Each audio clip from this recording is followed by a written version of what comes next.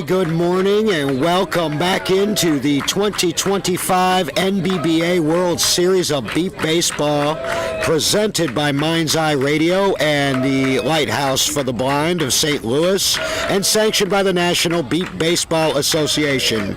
It is semifinal Thursday. 4 teams remain undefeated in the winner's bracket, and we have one of the semifinals, and what a matchup it is. A rivalry game if there ever was one, with a lot on the line. The Indy Thunder and the Indy Edge, North Side versus South Side, and we are your wake-up call here at about 6:30 a.m. as you hear both teams revving it up. Edge on the third base side, Thunder on the first base side. Neither have lost. Both have won titles in mass in the last 10 years. I'm David Benny alongside Rosina Foster, back on the play-by-play today as we are now at Field 4 for today's semifinal. And Rosina, I don't think you can get a more intense matchup than this. We have players who have played against each other for years, some who have played together. You can hear how boisterous it is, and these teams combined have won 7 of the last 8 championships, but neither made the championship game last year. One of them will take a huge step forward today. The winner plays tomorrow for a shot at the championship game. Yes, we have the Edge wearing their black with purple edging jerseys, and the Thunder are wearing their navy blue broad ripple jerseys with white print. Thunder did win the toss-up just moments ago, so they are taking the field to be home team. Edge will be up first. Our lineup for the Edge is looking like Corey White, Nick Milhern, Corian White, Grant Simpson, Eric Rodriguez, and Ja'Cory Wiley. So that's going to start off the Edge in this early morning game before the heat is getting a little too hot. I know there was a little bit of tough time waking up this morning, but it is perfect temperature for a ball game out on Field 4, and we're just about to get ready. Our umpire is Jaden Price. Our scorekeeper again is Missy Lykowski. Off to our left, our base operator is Wayne Simpson. Off to our left, the pitching matchup is Jeremy Lopez against Jared Woodard. That's about as good a pitching matchup as you're going to see in Beep Baseball. And I tell you what, this brings back memories of 2023 in Norman, Oklahoma, when we had to get started at a similar time in the morning. We were out here before the sun came up, but it is actually in the upper 70s right now. It is gorgeous. Not a whole lot of wind. I'll tell you what, you heard Rosina rattle off the Edge lineup. The Thunder lineup looks like Cody Jeffries leading off, Zach Bueller batting second, Gerald Dykes batting third. He is the designated hitter. Adam Rodenbeck will be in the flex for him. And then we've got Justin Holland, Aaron C., and Kyle Lewis. So obviously star power all over the field on both teams, as you would expect in a semifinal game. Again, 19 teams started this tournament. Only 4 of them have 0 losses coming in. And here we go. Play ball, says Jaden Price. Play ball we will. Sit back and enjoy. Jeremy Lopez has the ball. Again, Corey White at the plate.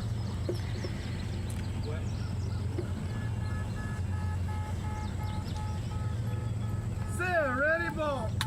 And just under the outer edge of the bat.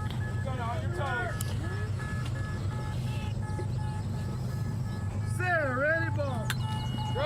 Still at that outside edge of the bat. Now a key to the game is Jeremy Lopez putting the ball on the bat, because you know Jared wills. Strikeouts should be few and far between today. And a nice solid fly ball over to Aaron C. Bouncing off of him as he runs for first. And that is going to be the first run up on the board for Corey White. Good effort by Aaron C., but Corey's so doggone quick. And a good start for the Edge. We were just talking about Lopez is going to have to get his guys to make contact and get them to base with all the speed they have. If they do that, this could be anybody's game. You know what the Thunder's going to bring. I mean, Jared Woodard's been over 90% contact over the last, I'd say decade or so. And Lopez has been known to match him, go toe-to-toe with him. Hasn't beaten him very often in his career, either with the Jets or with the Edge. But boy, they do battle, including in a few All-Star games they've been on opposing sides. So, this is just a great matchup. You can't say enough about it. Here's Nick Mulheron, who didn't play all season until here at the World Series, but he is healthy, ready to go, and he's a force.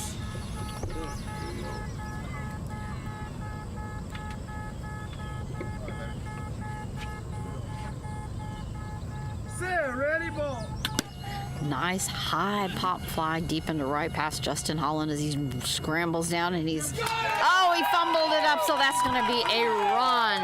Last minute slipped out of his fingers. That's a run for Nick.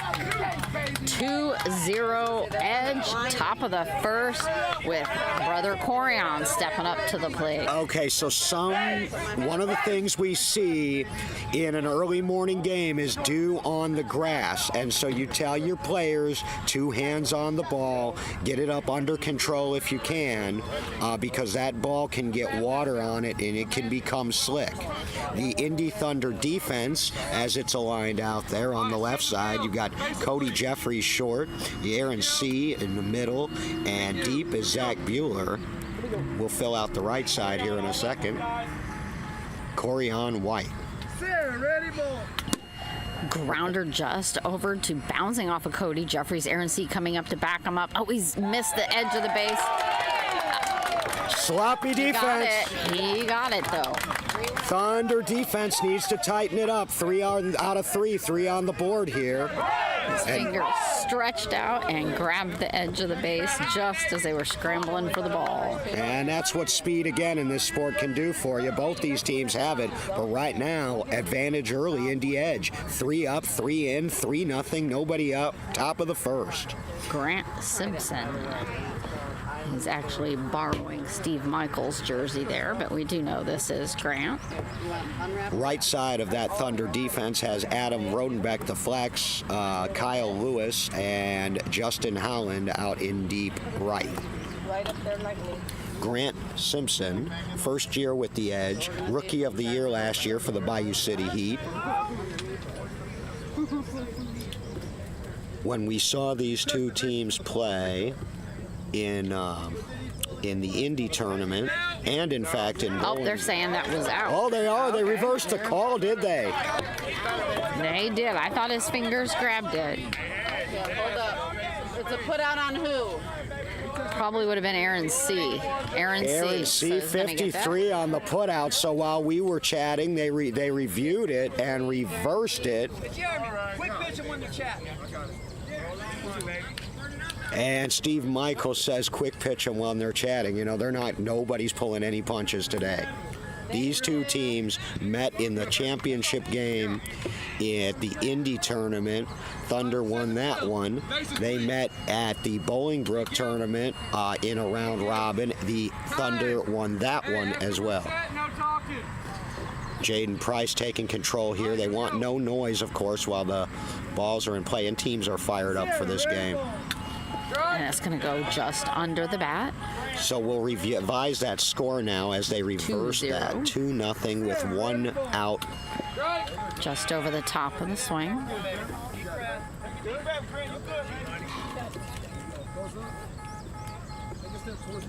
It's opening them up a little bit.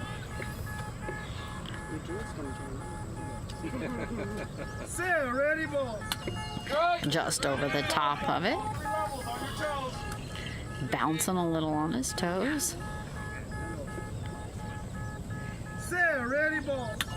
And that's going to be a strike. Jeremy pulling his face mask off. A little frustration there. Sure, because he knows you can't afford to give the Thunder free outs. And there's no stealing first or third base. You got to put it in play to have a chance. That's 2 outs, 2 in, 2 outs.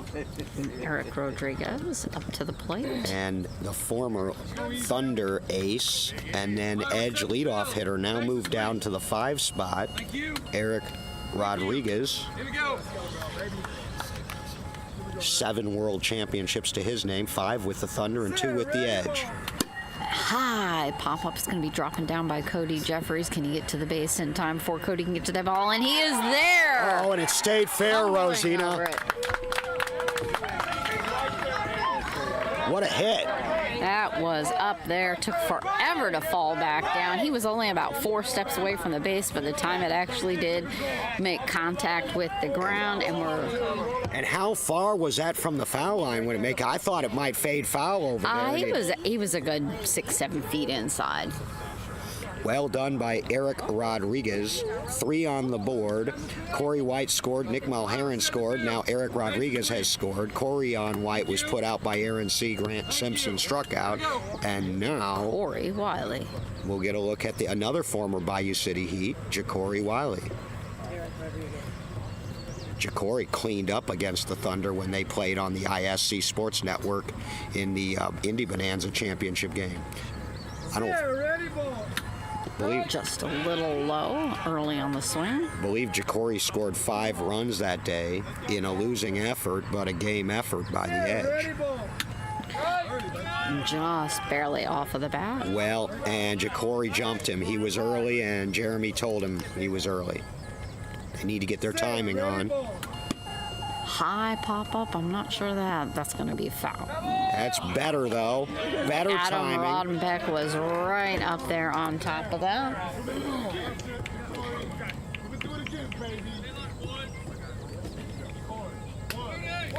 Ja'Cory was already at the base by the time that was called foul. Yeah, it was kind of hovering up there a little bit. If that had gone fair, that was going to be a tough play for Adam as much as he was hustling.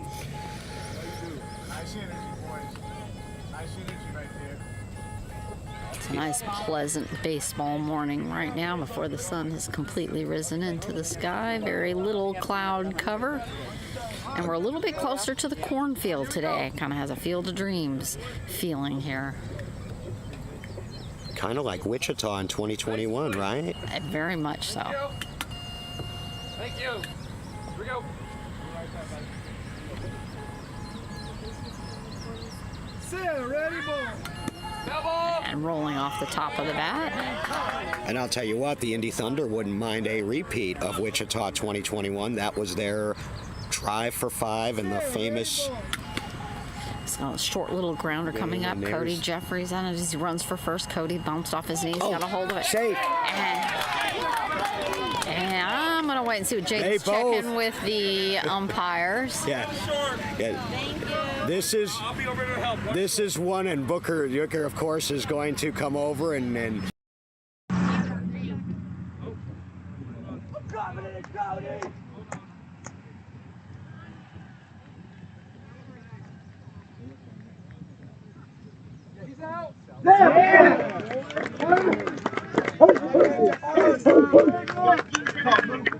Stop to your right.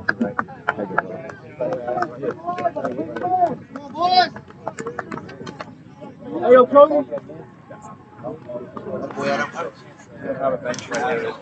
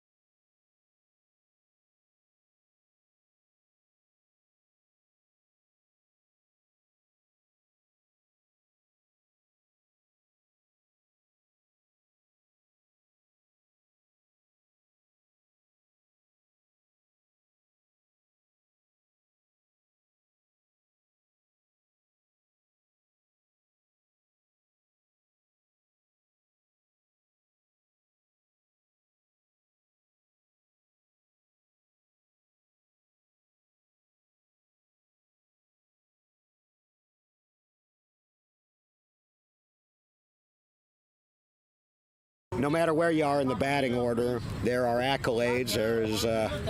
And there is pop and speed. So that's what the Edge defense is up against with Eric Rodriguez. Well, you got Miguel Tello in the flex. We talk about those home runs, but we've also got that pitcher, Jared Woodard, and pretty hard to beat that.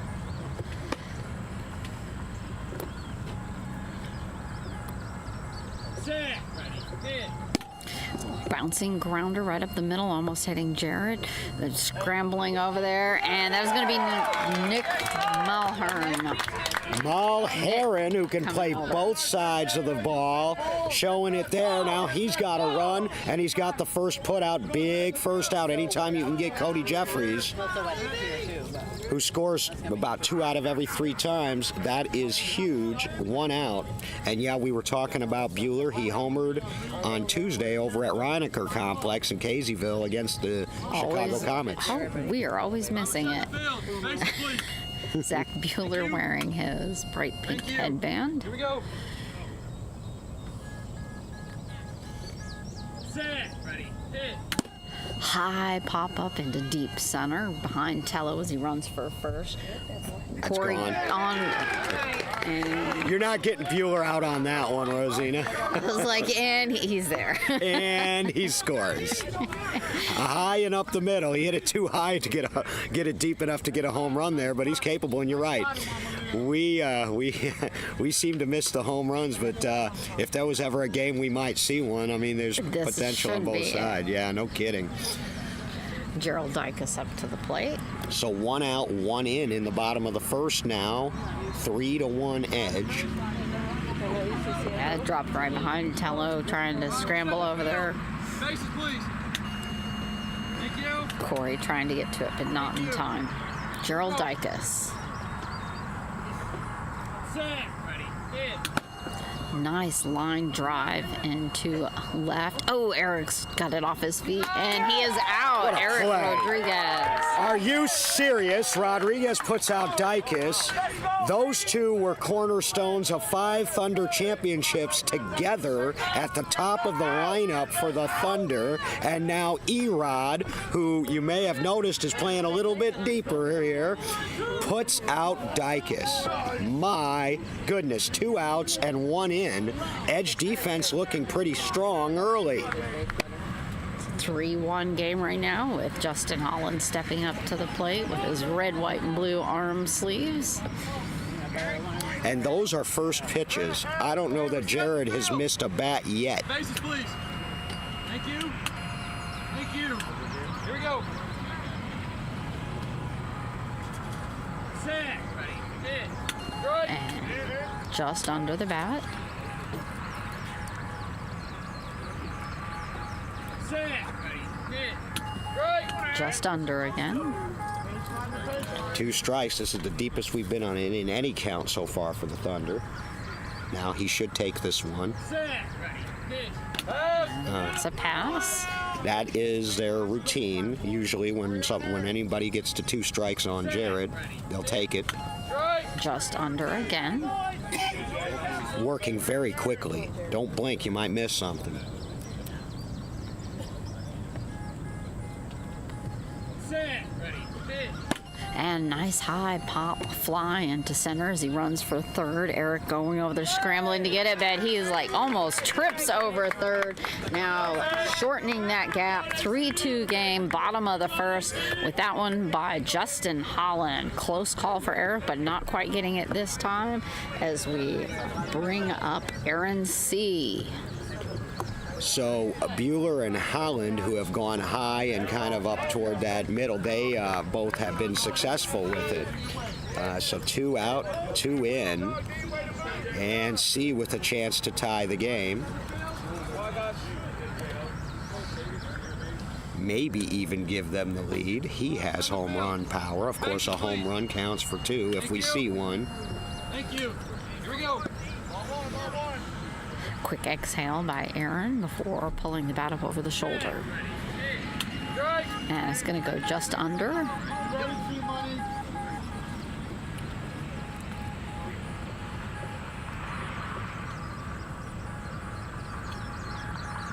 Set. Ready. bouncing grounder just past Nick, bounced over his legs. Corian, they're scrambling for it. He is going to be safe. That ties the game up. Neither one of them could quite get a hold of it. Nick and Corian just trying to get a hold of that ball between them, but that's going to be a run for the Thunder. And that was on the ground. In a game like this, that play's got to be made. That's probably the first one that the Edge wish they had back. Tie game now, and let's see if Kyle Lewis, lefty for the Thunder. Let's see if he can turn the lineup, which is what the Edge were not able to do in the top half. Or if the Edge defense can tighten up here and get this last out. Lefty, only lefty in the starting lineup. It's going to be a foul over here, and Jaden grabbed that after it finally came down.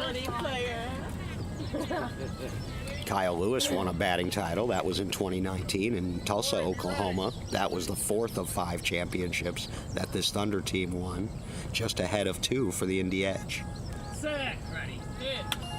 Just underneath the outer edge of the bat. Grant, be ready.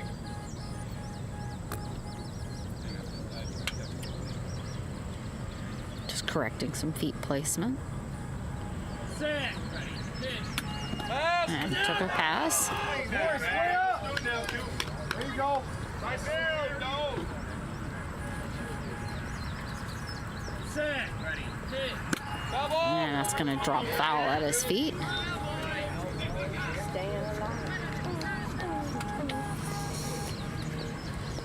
He can go to left field, but his power is middle to right.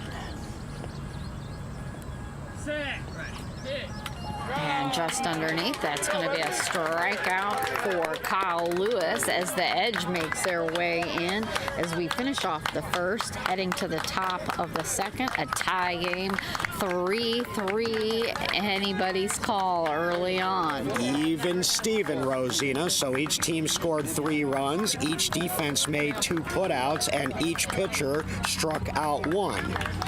So we'll go to the second, and the top of the Edge lineup will be coming up with White, Mulherron, and White. Edge slowly going out on the field, taking their time as Jeremy Lopez gets some tosses in with the ball there, wiping it off, getting all the moisture off of it. Jeremy Lopez lost back-to-back championships to the Indy Edge with the San Antonio Jets after he took over for Kevin Simpson when Simpson retired after the 21 season, and the Thunder went into a little bit of a rebuild themselves. So what you saw was, instead of Thunder Jets like it had been for a few years, you saw Edge Jets, Edge 1-2, and then of course that streak ended last year with the BSO Philly Fire. But that gives you an idea of what you're dealing with. The Thunder won championships from 2016 through 2021, and then the Edge won in 2022 and 2023 with several Thunder players on that team. We have brother against brother. Tyler Rodriguez will be available tomorrow. He's not available today, but Tyler is a Thunder, and of course Eric, his older brother, is an Edge. This is Corey White. This is like a neighborhood-friendly backyard brawl. The Sandlot.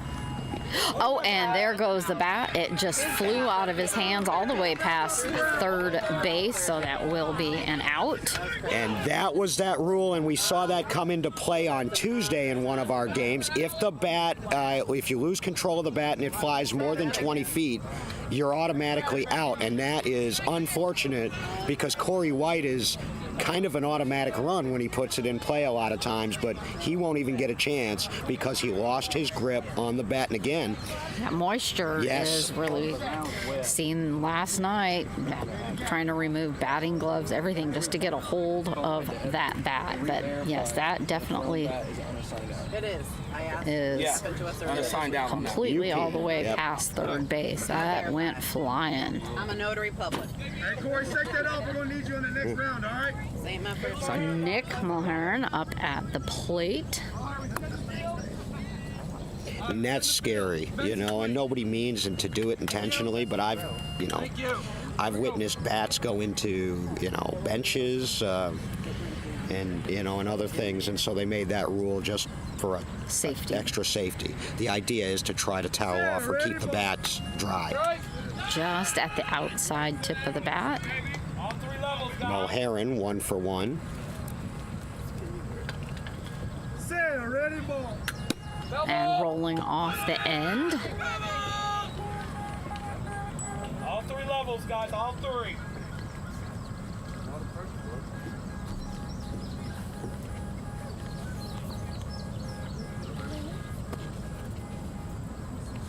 Ready, ball. And dropping just under the bat. All 3 levels everywhere now, all 3.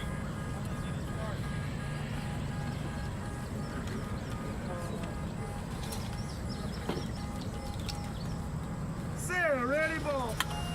And just under. That's going to be another strike for the Edge. That is now 2 outs as we still sit tied 3-3. They need to get their mojo back after that unassigned put out on the bat throw, and now a strikeout of Mulherrin. They really kind of need to get that mojo going again, if you will.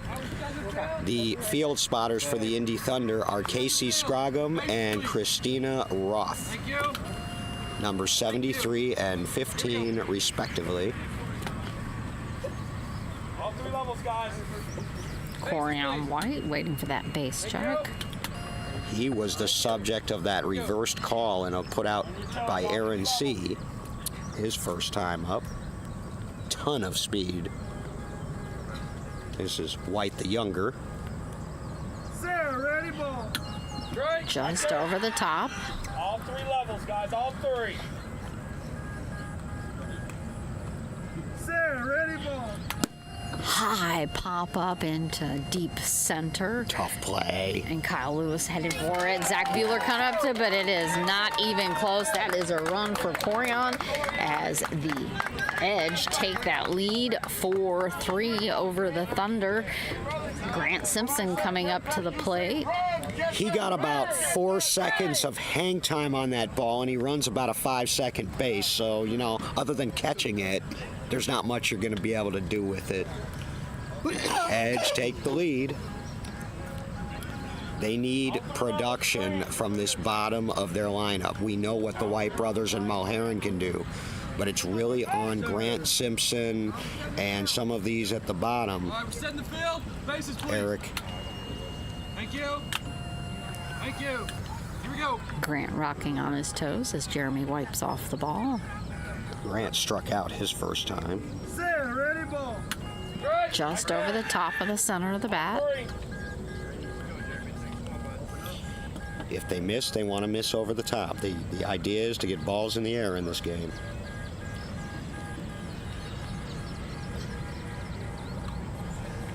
Ready, ball. And it's going to be a line drive. It is going to stay fair right past Aaron C. Zach Bueller going over to get it, and he's got the base. Widening that gap. It's not a lot, but every run counts. 5-3 Edge. That was Grant Simpson. That sounded like it was moving away from Bueller a little bit as it was going out to his depth. And if it's beyond Bueller's reach, then it's beyond just about anybody's reach. He just put it close enough to the line. Yeah, it was just traveling right inside that line. And of course, if it passes the base in fair territory, it doesn't matter if it curves foul or what it does after that. It's a fair ball. Good beat ball hit. 5-3. Eric Rodriguez back to the plate. Still waiting for the Thunder to... Oh, and that is true. I forgot that part of the rule. Jeremy Lopez is admonishing his hitters, make sure to keep control of that bat. Keep control of the bats, because you can get ejected from the game.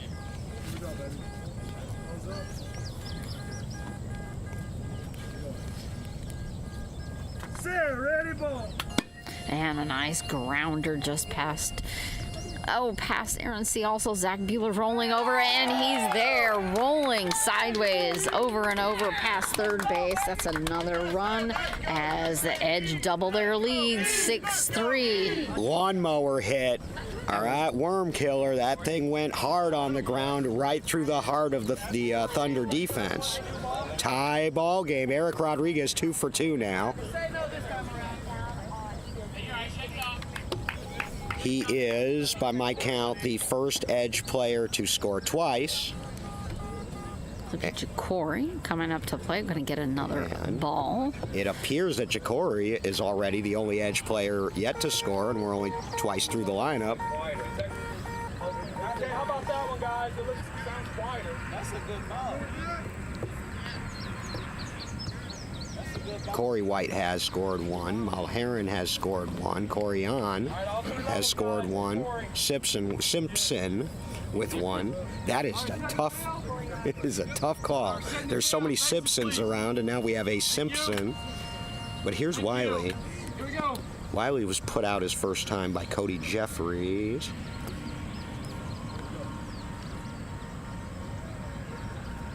Six. 6-3. Just under the bat. Ja'Cory wearing some purple bling. This is important, yeah. It's going to be a slow little grounder up the middle. Oh, Cody Jeffries has bounced way off of him, and that's going to be another run for the Edge. And a lot of bouncing of the balls off of all over, bouncing around, Rosina. Good call, and that is huge because now you turn it over to the top of the lineup, and White and those guys, Mulherrin, and instead of the inning being over, now here we are. It's 7-3, and the Edge looking for more. Corey White up. Yeah, that bounced so hard off of his hands that it went all the way over to the middle field. Jeffrey's defense has improved a lot, if you haven't noticed. I know you probably have because you saw Cody come up with the chaos. Bouncing foul.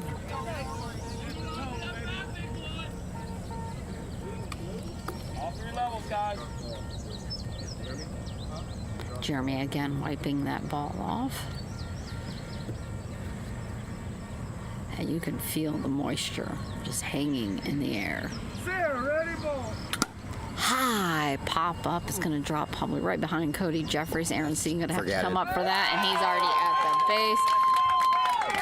Just like his brother, he put about 4 seconds of airtime under it, and he got to first base in about 5. There's nothing you can do about that. The Edge are on a run. It's 8-3. And doesn't look like there's any stopping this Edge team as Nick steps up to the plate. When you have airtime like that, it's just a matter of running clean. Set in the field. Bases, please. The Indy Thunder undefeated on the season coming in, and this may be the largest deficit they've faced all season.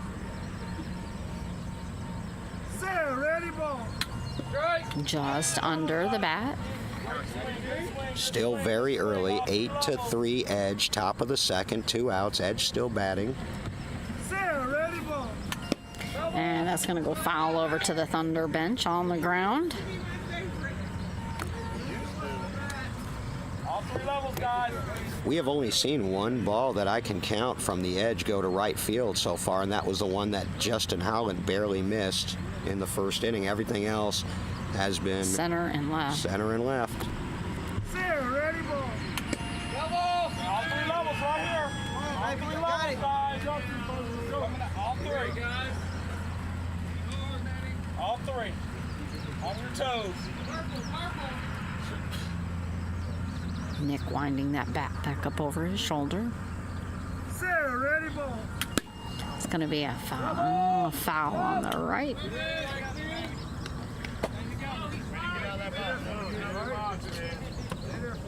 Adam was running over there to get a hold of that, but no need as that was foul. Nick claiming he needs a towel for his hands and the grip. Nick is one. He's one of the few in this game. He's spent his whole career with the Indy Edge. And I say whole, he came up in 2020. I say it can't have been that long. But when you look at all of the ex-Thunder on the Edge and ex-Edge on the Thunder, you know, Nick's one of the few. And that is going to be a strike that finally brings the Thunder in as we move to the bottom of the second. Now, in the first inning, we saw the Thunder match the Edge 3 for 3. Let's see if they can repeat that or move ahead, or if the Edge maintain that lead. All right, so good news, bad news again for the Edge. The good news, of course, is they just put 5 runs on the board. The bad news is they had 2 strikeouts and a thrown bat, so they sort of shot themselves in the foot a little bit. Could have had more, but 8-3 now. There's a little bit of pressure on the Thunder, although they are the home team. And now, of course, they'll have the top of their lineup due up. Jeffries and Bueller and Dykes, etc. also.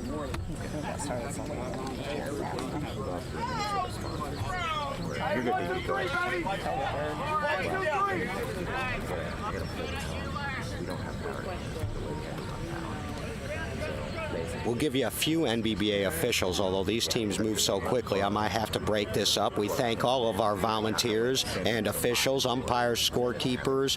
We couldn't do it without you. Leading away for us is Cassie Hopkins, our wonderful tournament director and first vice president. Her husband, Glenn Hopkins, former coach, Hall of Famer from the Austin Blackhawks, now our equipment director. Knox Ward on the equipment crew. Jamie Simpson on the tournament assistant.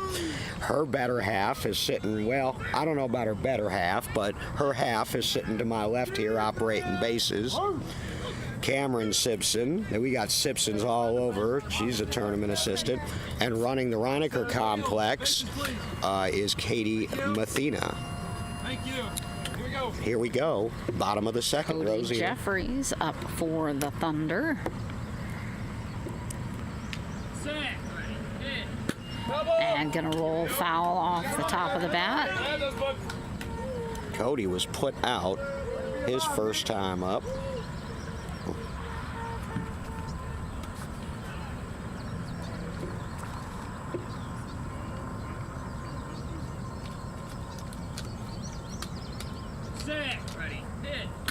And just underneath the swing.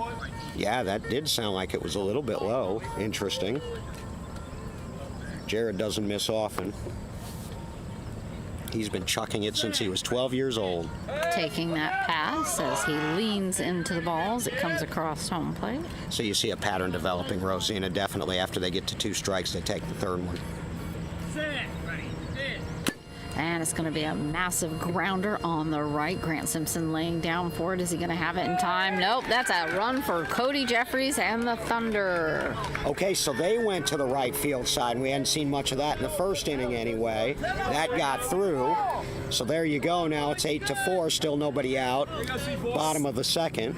Sailed past Miguel Tello right to Grant Simpson, but not in time for speedy Cody Jeffries. Zach Bueller coming up to the plate as he lays his bat up along the front of home plate. Jared wiping more moisture off of the ball.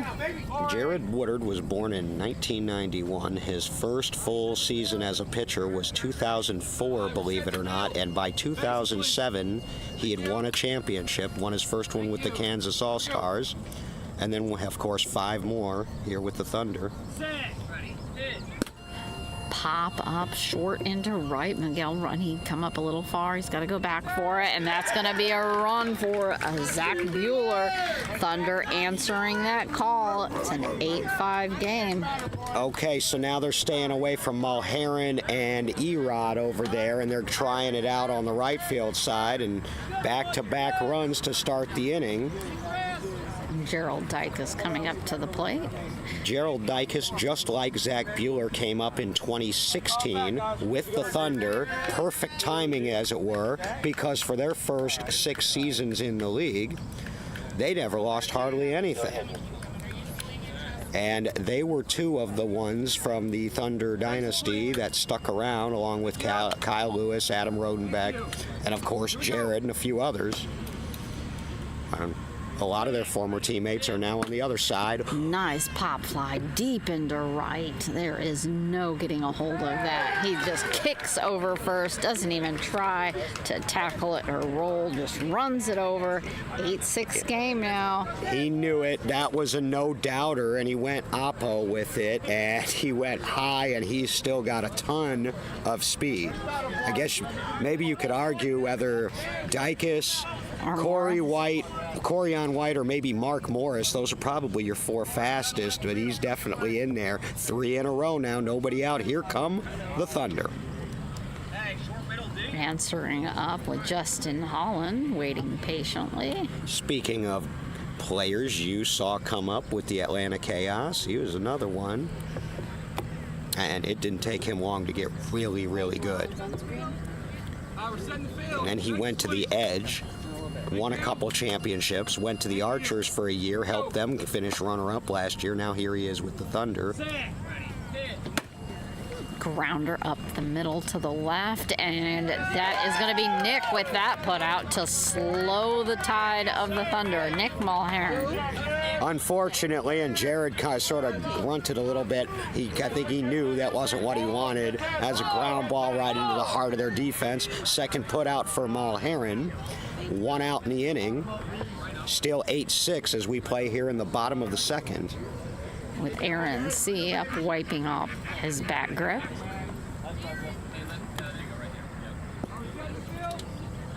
We're setting the field. Bases, please. Thank you. Thank you. Aaron C. came up with the Edge. Short little pop-up right around just behind Miguel Tello as he runs for third. They're scrambling for that. And that's going to be a run for Aaron C. as it's now only a 1-run deficit for the Thunder. They are indeed answering that call. C, for his size, because, I mean, he's a strapping lad. I mean, he's a well-put-together dude, but he can move quick. He played a little bit of football before his sight got too bad. Down in Franklin, Indiana, and so you can tell like he's a well-put-together athlete. You're correct. Meanwhile, 4 runs back on the board in this inning. It's 8-7, and here's Kyle Lewis coming up with a chance to tie it. Still only 1 out. Kyle Lewis, left-handed hitter for the Thunder. Field is ready. Game moving quickly. I do believe that Kyle is the only lefty in the lineup for either team. There's a few others on the bench. And it's going to be a grounder over into right. Miguel Tello laying down, bounce off his face. He's recovered. He has it. That is an out for Miguel Tello. And I'm guessing he's not going to get the late base on that. Miguel holding his arm up over his face. Spotter checking. They still have a time. Just checking his face. He's out. Yeah. It wasn't late. Sorry, Kyle. Wayne Simpson, who's a fair guy. He's our base operator. He's got beep ball ears. I've got beep ball ears, and I agree with Wayne. And nobody else got enough of a listen, and so the umpire's going to stick with his call. Good call. But 2 outs and still not out of the inning. Is that Tello with that pickup? That was Tello. We've seen him make a few of those in big games, haven't we? Absolutely. He is a scrambler over there. On both sides, for both teams, no matter which team he's played with in his career, he's made plays. Back up with Cody Jeffries for the Thunder. Here we go.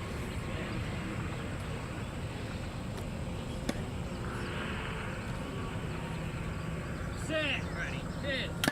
Almost taking Jared's head off as it goes to center, just past Corey. They're scrambling for that. He's out.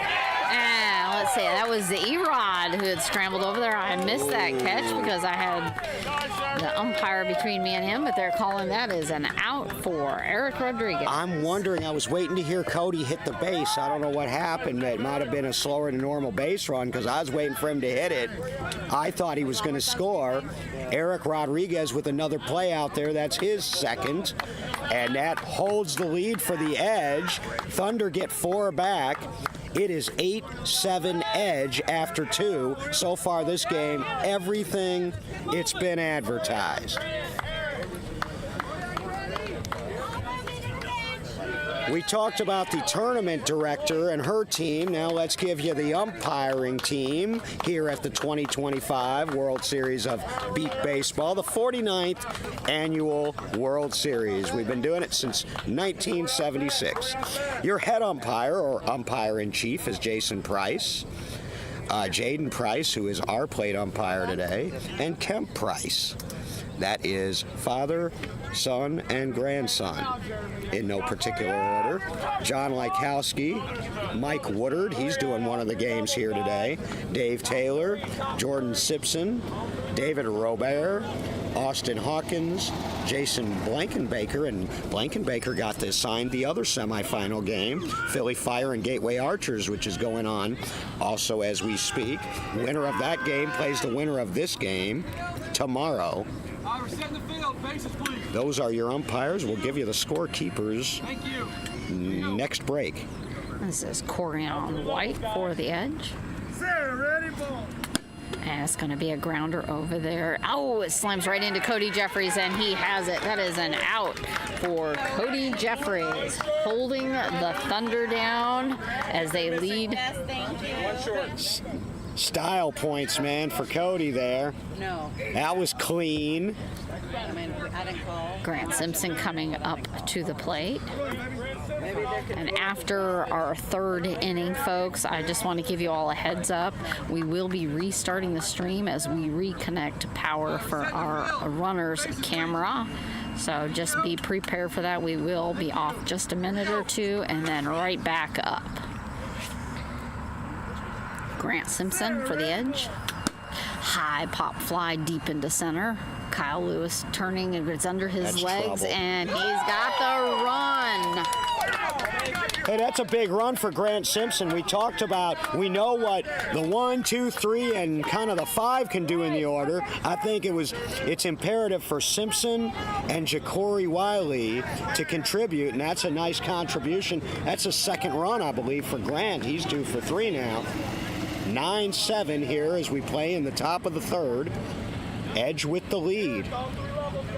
Thunder not used to trailing. They were 18-0 coming into this World Series. They won 3 on Tuesday and 2 yesterday, so that's 23-0 on the season. But trailing here in the third by 2. Eric Rodriguez up to the plate. He's 2 for 2 with a couple putouts already. Erod doing Erod things. He's already in the Hall of Fame. Can you believe it? He was inducted into the Beat Baseball Hall of Fame last year at the age of 24. Why? Because he started playing when he was 13, and by age 20, he had a handful of world championships. Under his belt. He's got 7. His brother's got 6. Who plays for the Thunder, and don't think TY don't know it. And he'll be back tomorrow just in time for whatever may. Sarah, ready, ball. High pop fly is going to be dropping right down in the center, right behind Kyle, and he's already at third. Make it 3 for 3. A lot of airtime. A lot of airtime on that again. That was so high. You could see Kyle just going, where is that going to drop? But it didn't really matter because he was at the base. If you want to beat Lewis and Bueller, because they're 2 of the best in that middle to back and back line that you're going to find, you got to get a lot of air under it. And the Edge have done that several times. We've seen some high hangers that they're making efforts and but they just can't get to in time. Look at Ja'Cory Wiley stepping up to the plate. Jaden is going to double check with third base umps here. Oh, he's fixing third base. Pulling that the device around into the speaker. Yeah, you want the speakers facing home plate because that's what the blindfolded players are depending on. Faces, please. Thank you. Thank you. And that sounds perfect, All three Rosita. levels to Corey, guys. Sarah, ready, ball. It's going to be foul on the right. Jaden getting that ball back over to Jeremy. Has Corey scored yet, Missy, or no? Yes. Yes, so they've all. Second inning. So I have He did. all edge players with at least one run. Correct. All right. Yeah, he did it last inning. Yep, 1 for 2. Had to check with our scorekeeper because they're coming in so hot and heavy here right now. We wanted to make sure that we had our score correct. Ready, ball. Great. Just under that bat. Sarah, ready, ball. High pop up, going to drop right behind Cody Jeffries. Aaron C dropping down for it, and he lifts it up easily one-handed. Aaron C. Nice play now. Look, you pick it up one-handed, you take a risk on with this wet ground, but sometimes you got to do what you got to do. You really want 2 hands on the ball. At least I did, but I'll tell you what, I think Mr. C's hands, his mitts are probably a little bigger than DB's here, all right, y'all? But still, good pickup, one-handed pickup. He made it happen, and that's his second put out at the midfield position. Corey White coming on up. It might behoove the edge to at least try to go to right field a little bit more. Thank you.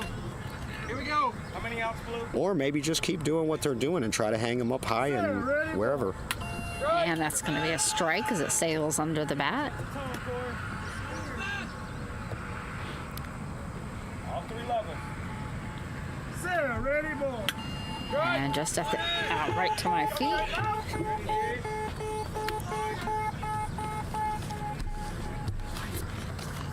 Roll that back up there.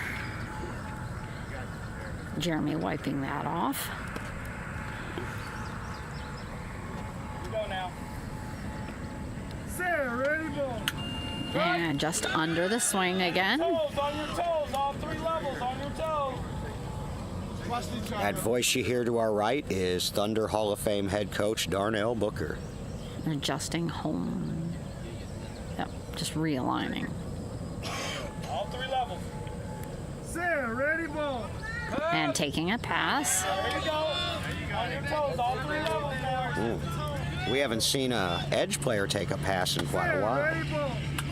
And rolling foul back over the top of the bat.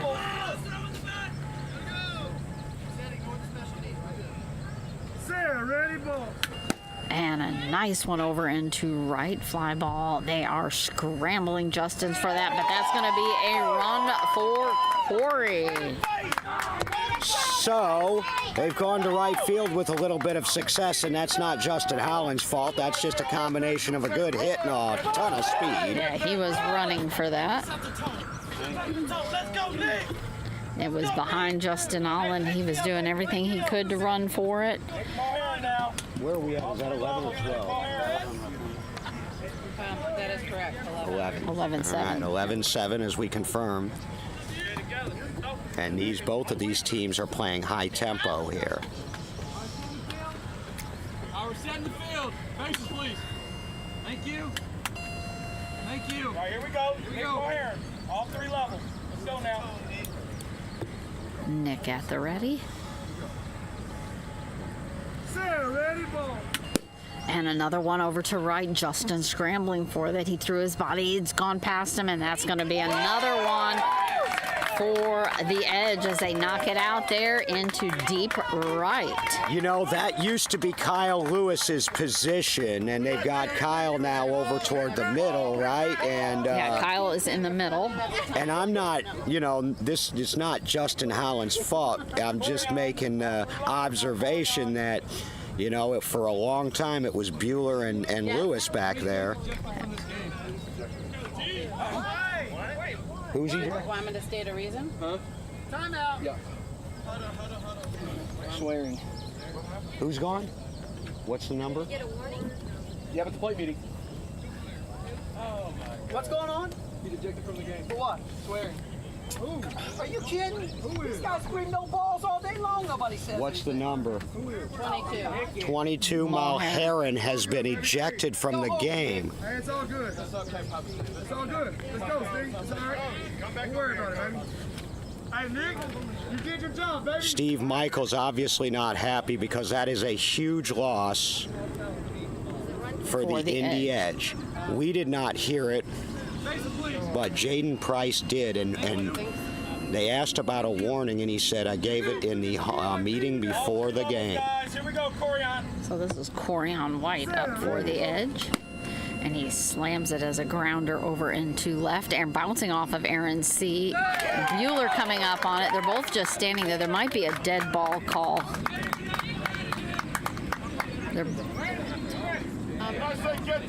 Yeah, because nobody's even going for the ball. So there's a dead ball call on this. I'm going to wait.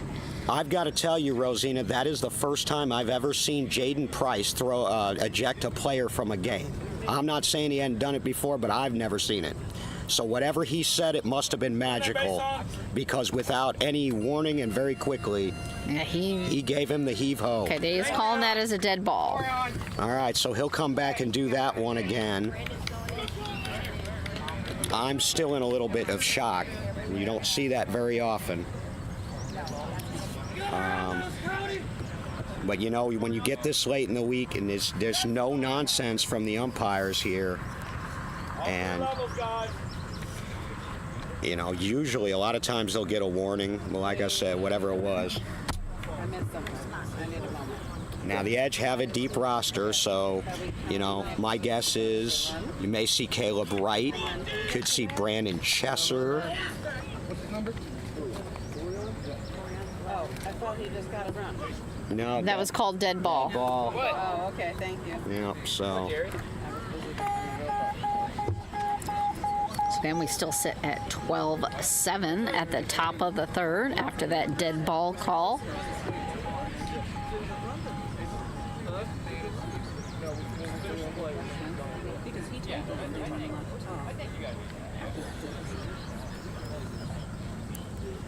Again, this is Corian White up at the plate. Thank you. Thank you. Here we go.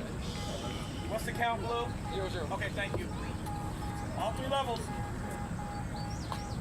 Set, ready, ball. And he slams a line drive up the middle past Kyle. Zach Bueller grabbing it, and that is going to be an out for Zach Bueller. What a play by Bueller. 24. He had to come over a little bit, huh? 24 deep. No, not a whole lot. He's kind of been right in the middle, back behind Kyle Lewis. And he just slid over maybe 10, 15 feet.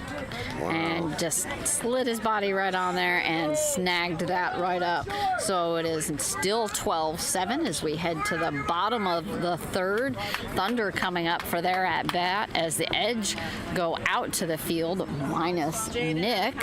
And again, just a reminder for folks out there that at the end of this inning, before we start the fourth, we will have a momentarily stream eruption. It will start back up, but we're just reconnecting power to our runner camera. And I believe that they do get an extended break after the bottom of the third to get water out to the players and so forth. I think we're doing that today, so we should have a little bit of time to get this. To time it with that. Yes, ma'am. Yeah.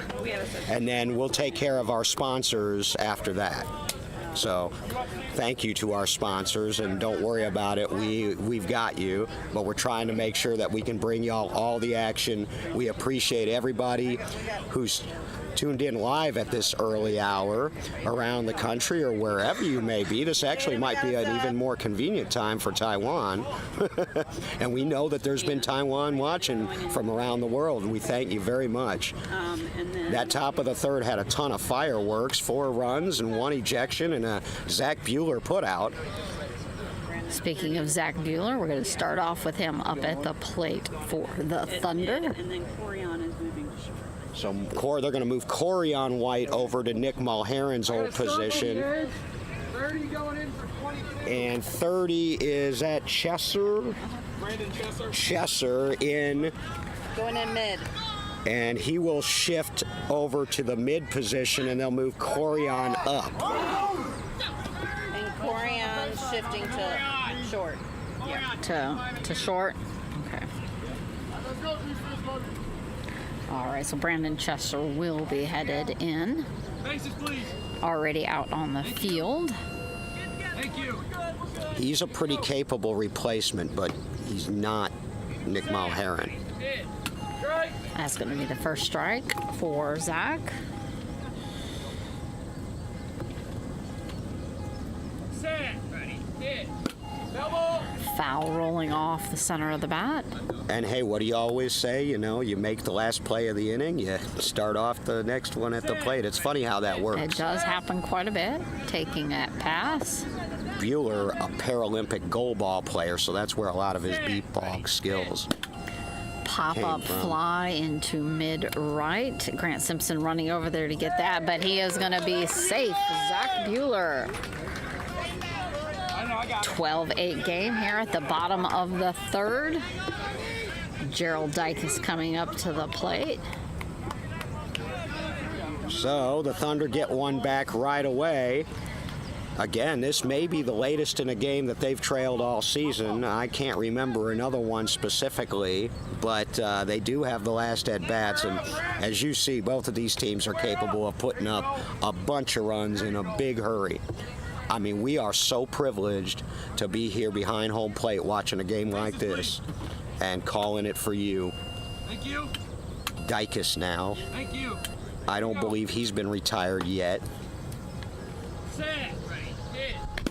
And it's going to be foul over, almost hitting Zach Bueller as he stands over there at the bench side. Right idea, wrong direction. He was about a second late, 45 degrees foul, but he can go to right field sometimes. We've seen it. We saw it the last time he was up. He's got power to all fields.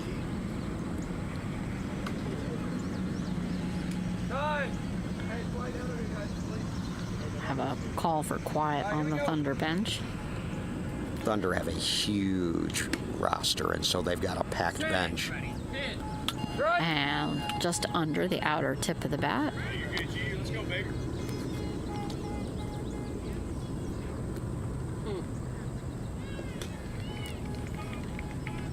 Set. Ready. Pitch. Taking that pass. Good indication that there's two strikes on a Thunder batter. Now there's two strikes in the one pass ball. Ready. Hit. High pop-up. That's going to be foul on the right as he slows it up to come back to home plate. First base judge retrieving that ball and rolling it into Jared. Promptly washing all the moisture off of the ball. He's still late on Jared over there. I don't know if they are trying something or if it's just a timing thing. With Mulherron out of the game, I would just start slamming it anyway. I mean, that's on defense. That's just a huge loss. Set. Ready. Hit. And that's going to be a strike out for Gerald Dicus. Well, you can't put it anywhere if you do that. So that's one out, a rare strikeout for Dicus. Bringing Justin Holland to the plate. Sun now starting to climb up well into the sky, giving us a little of that heat that was predicted to be brutal today, hence the early games. But right now we are all still good. We're about an hour into this game as it just passed 7:30 a.m. Central Time. Good morning, everybody. And that was just a slight nick underneath the bat. Set. Ready. Hit. Strike. Jared telling Justin you're there. Now he's going to tell him to listen to this one. Resting that bat up on the shoulder. Re-gripping the bat. Set. Ready. Hit. And he slams it, just past Miguel Tello's face as he runs for first. And that is going to be Eric Rodriguez. And I think that one was a little late. Eric Rodriguez for that out.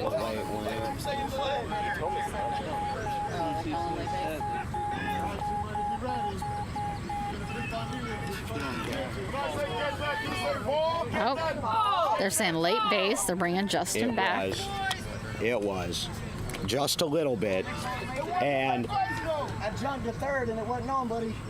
yeah, it was a little bit late.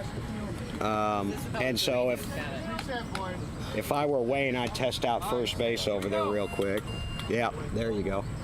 Just to make sure, because both of the questionable late bases that have been to that first base. High pop up. It's going to be dropping mid right. Corey running over there. Grant Simpson running for it, and that's going to be a run for Justin Holland. 12-9, bottom of the third. Aaron C. coming up to the plate. It's sticky. Sometimes your fingers stick on there.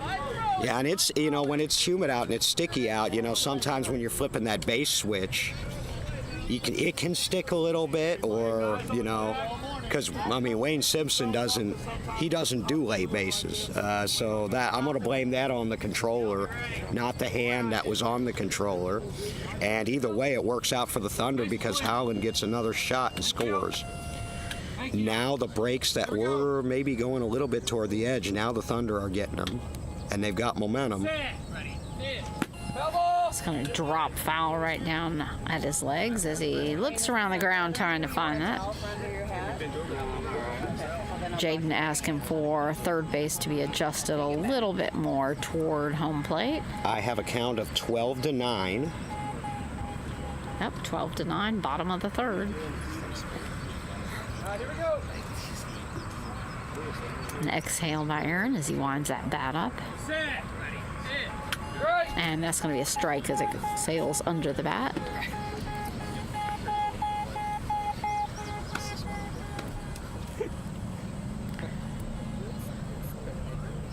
And he's going to listen to it come across.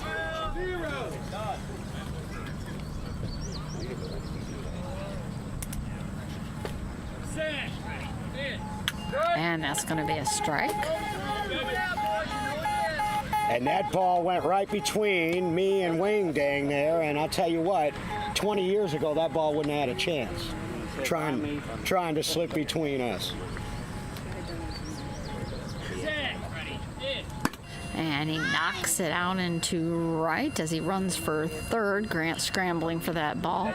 And that's going to be safe. A run for Aaron C. Closing that gap to only 2 now as the Edge lead the Thunder 12-10. And Kyle Lewis, lefty, coming up for the Thunder. So now the Thunder are surging, and the Edge need a little bit of energy over there. I mean, I know they've had a couple of tough breaks here in the last inning or so, but they still have the lead in this game. We're almost at the halfway point, but the Thunder are surging now. And timeout, just as we say that, it sounds like there may be a defensive timeout. Yep, Jeremy Lopez heading out onto the field. It looks like a huddle out there on the field. They're breaking up already and headed back into position. And again, just a reminder, we will have a brief disconnect as we reconnect power to get all cameras functioning. So just please be aware of that. If you are out there listening and you wonder what's happening, we're just trying to reconnect to all cameras. So just, you know, keep refreshing, and as soon as it's reconnected, it's going to pop back up for you. Click on it and you'll be back to us. Kyle Lewis.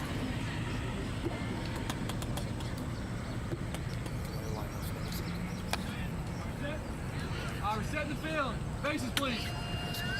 Thank you. First and third. Thank you. Here we go. Set. Ready. And just underneath the bat, right up to Wayne's shoes. Grant, square up. No more.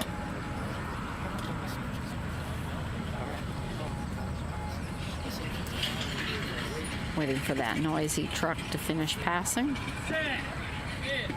And rolling foul off the top of the bat. When Kyle is clicking with Jared, their game is high, hard, and catch me if you can.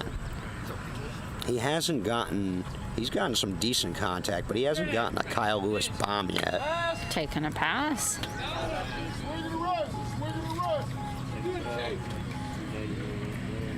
12-10 edge, bottom of the third. And a nice line drive on the inside of right. Grant scrambling for that. Oh, he's got it! He rolled over, grabbed a hold of that as he's sliding. Hey, let's not talk to the volunteers. Yeah, but Jason, it's 4. I know. Okay.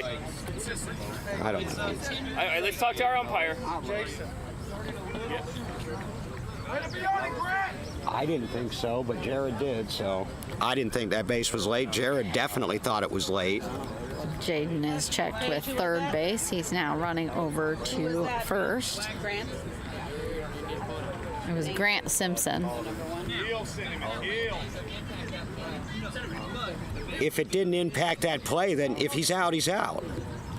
You want to call that one deep? Don't get me testifying in here. He is And out. he is out. That's the correct call. Sorry, Jared. 12-10. At the bottom of the third, that is going to be an out. Grant Simpson.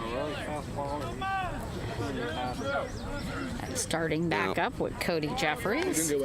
If it and you know what, if it wouldn't have made a difference in the outcome of the play in a game like this, if it's questionable, you know, if it's a half a step, that's one thing, but if he's out by 10 feet, you know, First then, base judge is coming back up to confer with Jaden before turning around, going back to first. All right, let's go. One more. Communicate.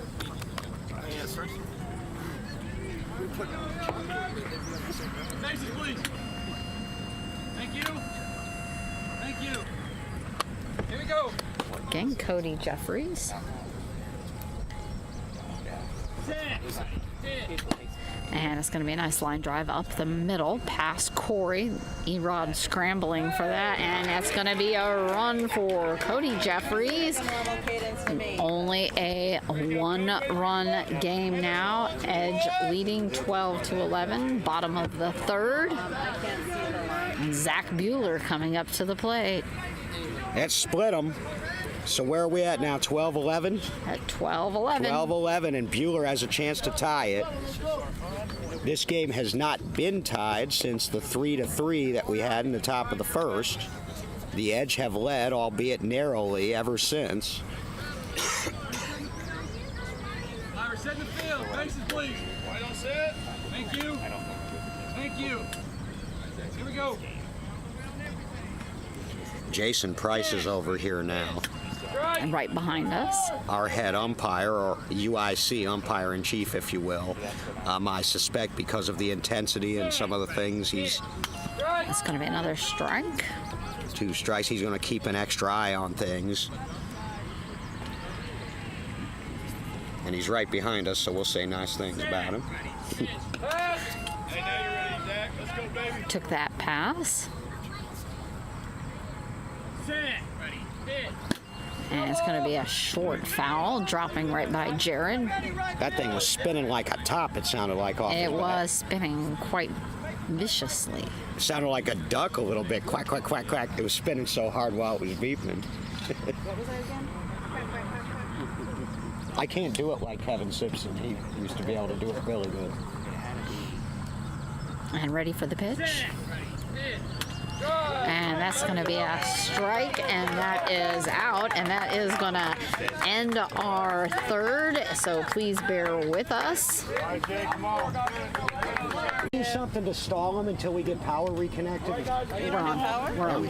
All right, we're back. All you missed was a put out of Kyle Lewis on Grant Simpson, so 1 out, top of the 4th.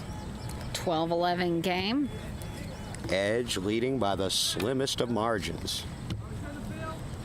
This game so far, everything we expected, with a couple of twists and turns along the way. Unusual twists and turns, a couple hairpin turns. Eric Rodriguez up at the plate. Jeremy Lopez pitching. Ready, ball. Nice pop-up fly over into right, just behind Adam Rodenbeck as he scrambles for first. Justin Holland trying to get to it, but that is going to be a run for... Oh, he's down. He's getting up. He's getting up.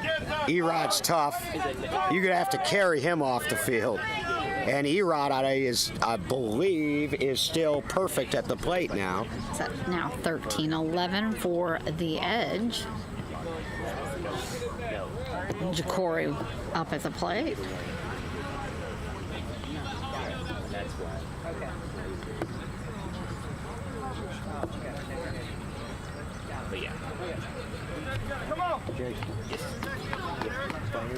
Jeremy wiping all the sweat and grime and moisture off the ball as Jaden checks the field.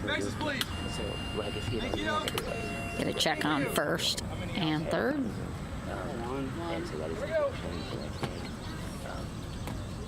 Jeremy asking Ja'Cory to open up just a little towards him. And then stepping back. Hopefully they're not listening. I have to. I had to. And just barely over the bat. I was conferring with Jason Price, and indeed we were correct. An ejected player is ineligible for the next game as there's a strike. So, unfortunately, 22 Mulherron. And just underneath. 22 Mulherron will be out for the next game as well. Very unfortunate for the Edge, but rules are rule. And that's going to be a strikeout for Ja'Cory Wiley and the Edge. Well, that's not something you need right now, although Jeremy hasn't had many of those, at least lately. He got off to a little bit of a slow start, but that's the first one. They've been testing the Thunder defense. The Thunder defense have passed some of those tests, but that's a free out there. Now back to the top. All right, we're setting the field. Bases, please. Thank you. Thank you. And the only one who's gotten Corey White out today is himself by accidentally throwing a bat. Sarah, ready, ball. High pop up deep into center. Zach scrambling for it, but he is already at the base. Corey White taking that gap back up as we have a 14-11 game. Bringing Brandon Chesser, who is now in for Nick, coming up for the Edge. Brandon Chesser for his first at-bat this game. 2 outs, and this is Chesser. This is in the 2 spot. He came in to replace Mulherron.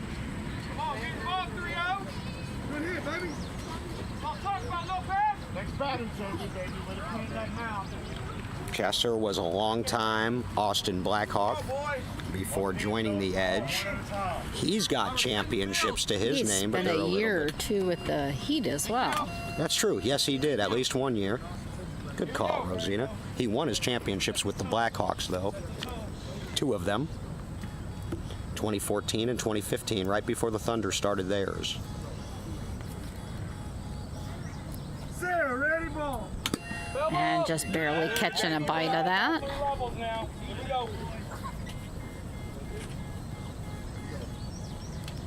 Sarah, ready, ball. Short little pop-up. That's also going to be fouled. Just to the right of pitcher Jeremy.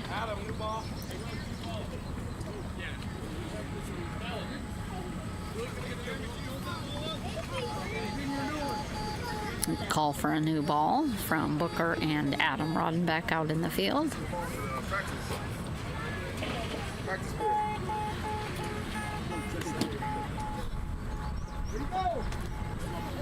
Jeremy holding that ball up for the outfield as Brandon comes back up to home plate. Standing just off. You have to sit out on the next one as well. He's out for the next one. A little bit of traffic They're on by, asking yeah. for another ball. They didn't like that one. That one does. It's still not bad, but it does sound like it's on the verge where if it gets hit real hard, it could die, and you don't want that. So you may as well get another one in, a fresh one. And don't like the third ball. Yeah, that's weak. That's a good ball there. You could hear that ball in Belleville. recall that he's going to get a couple practice tosses in with this new ball. Brandon's staying back off of home plate currently.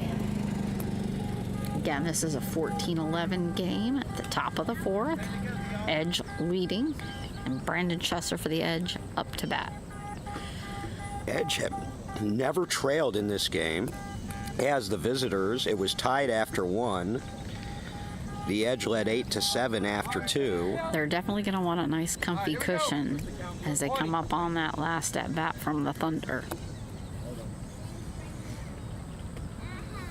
And I don't think any cushion is big enough. No.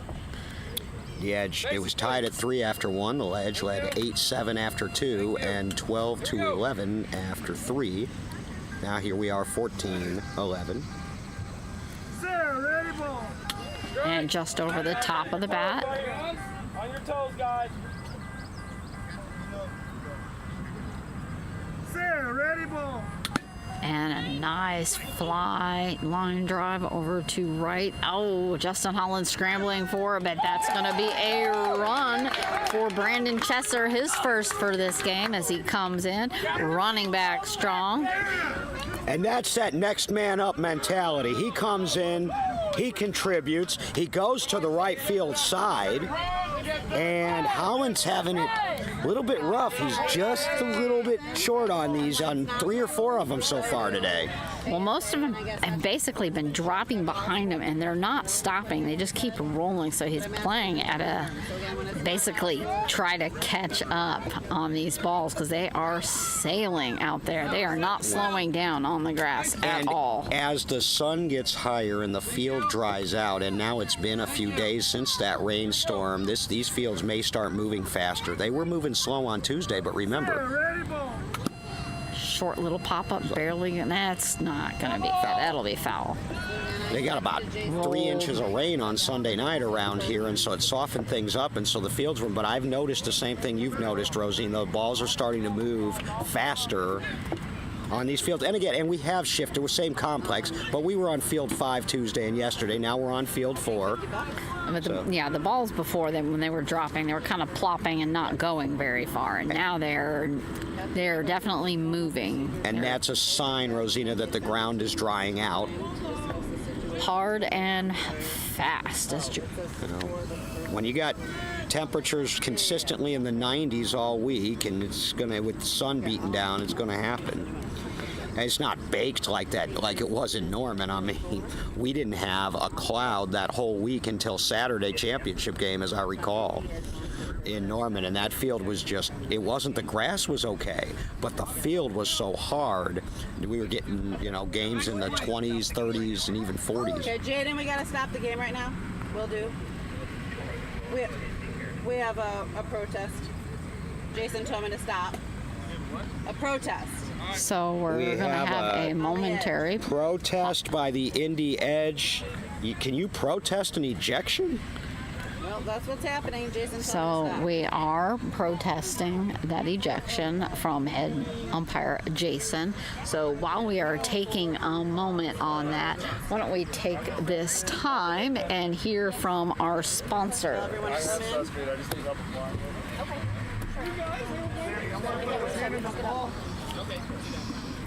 Y'all got the pin to this ball? Maybe Jaden has it. You got the pin to this ball? Jaden? Okay, who needed sunscreen? Me.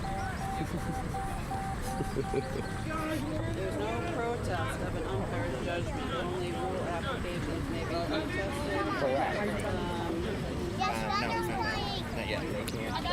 All right, so a big thank you out there for all our volunteers who are out there making this game possible. People running water and ice as well as equipment. Great big shout out for all the people who make this happen. The Complex, Mind's Eye Radio, Lighthouse for the Blind of St. Louis. What inning? And what's the score? Top of the fourth, 15-11. 15-11. I'm not paying attention. Canceled the protest. So that protest has been canceled. Are we back? No. We never went. All right, we never went. I was conferring, guys. Sorry if you heard your commentator conferring with some officials, but we had a strange situation. I think they realized what we were talking about, that is a umpire judgment call, much like a safe out, although we understand, I mean, obviously with bigger implications, but you can't protest a judgment call. You can protest a rule interpretation. So they would have wasted $50 on that because it's a judgment call. The umpire heard what he heard, and So we will be getting the game back on track as Thunder will retake the field to finish out the top of the fourth. Again, we are at the top of the fourth, 15-11, Edge leading. Corian White up to the plate. No protest. it's just an unfortunate situation, Rosina. I understand how the Edge feel, and I don't know what was said in the pregame lineup. I believe Jaden, if he says he warned them all about that, then I'm sure he did. You know, in the heat of the game, I mean, I was a player for 20 years, and I'm sure I was just as guilty at one point. I can tell you, I've been warned before, but I never, as a player, believe it or not, was ever ejected from a game. I've danced all over the line, y'all, believe me, but never crossed it. Well, Jerry Wendell, who was an assistant coach back in 2007, saved me once from one. But it is what it is. So the heat index is now starting to climb. We're going to try and get this game underway here at the top of the fourth. Thunder almost set out in the field. Corian back at home plate. Jeremy Lopez has control of the ball, and we're going to get started here after our base check. Thank you. Let's go, Jeremy. And we are ready to go. Sarah, ready, ball. And it's going to be a little grounder just bouncing off Cody's Jeffries' fingers. Kyle coming over to get it, but he's going to be a run for Corian White. Just bouncing off of everybody's fingers. First Cody's, then Kyle Lewis, and it wasn't going to be enough to get it done in time. Speed kills, they say, and it's true in beep ball. If they'd had a little bit more time, Rosina, they'd have made that play. But as it is, another big run. You know, the Edge are fighting through it. There's been some adversity. There's been close calls in this game. There's been, a couple of late base that was granted, and the Edge are fighting through it here, and they're maintaining this lead. He's going to lead Grant Simpson up to the plate. Thunder need one more out in this inning. Maybe not. No. Okay. I have 2 outs, Rosina. I also have 2. All right, it's a little tough because there's been some stoppages, but 2 outs here in the top of the fourth. 16-11. 5-run Edge lead. Grant Simpson, who scored was last time. And the ball dropping a little bit low, almost to the ground.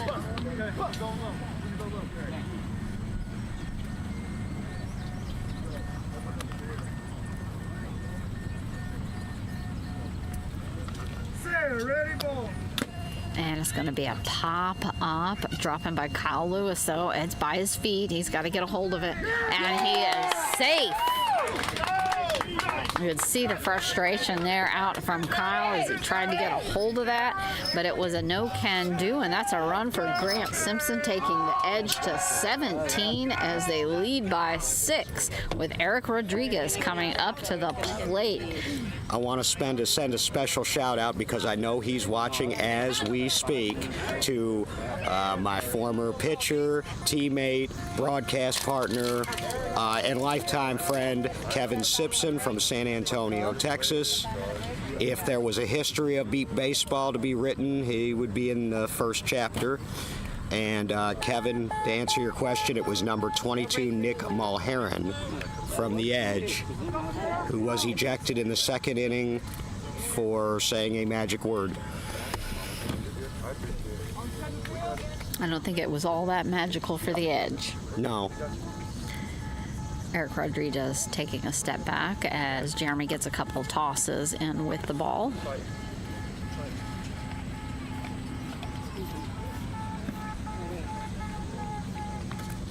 And I'm going to go for one more.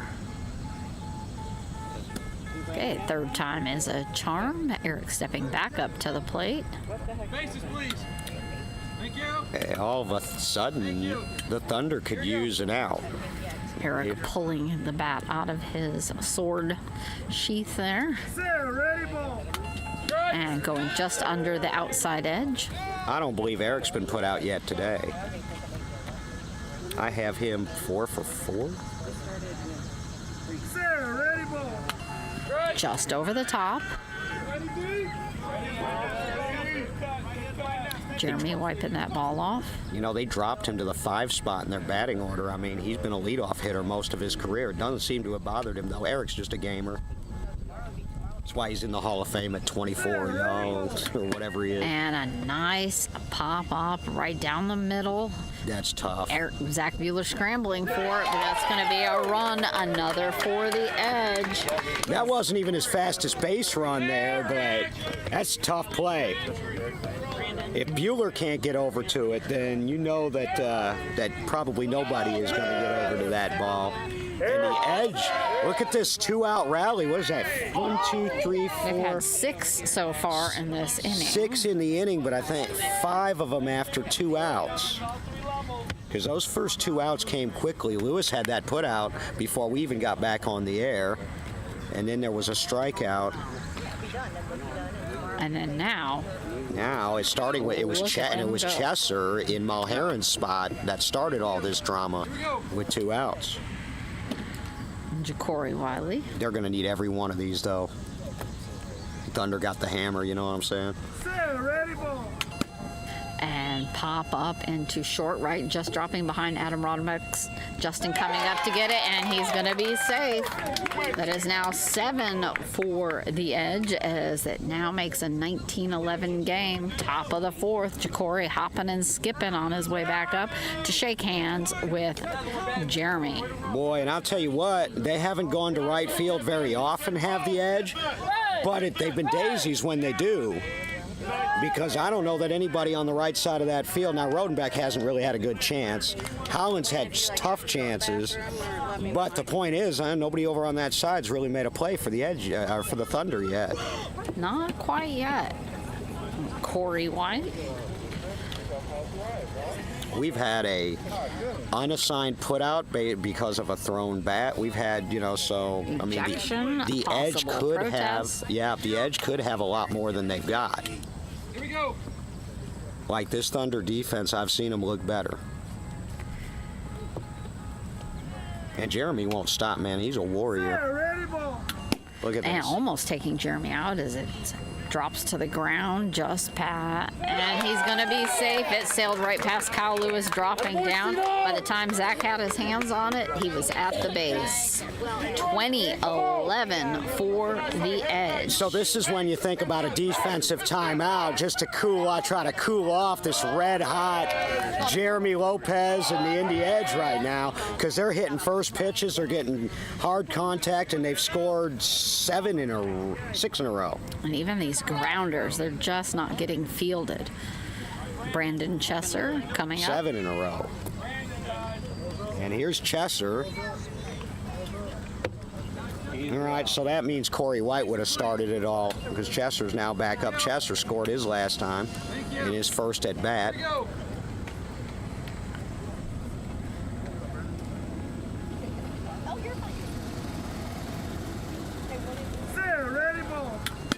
Oh, that one did hit Jeremy this time. Bounced on the ground in front of him, come up, caught him in the leg. And it's always amazing in a game like this. That's the first time a pitcher's been hit, and they've been they've been banging all game long, and some of them up the middle. These two are Pretty athletic. close. You got 2 athletic pitchers, though.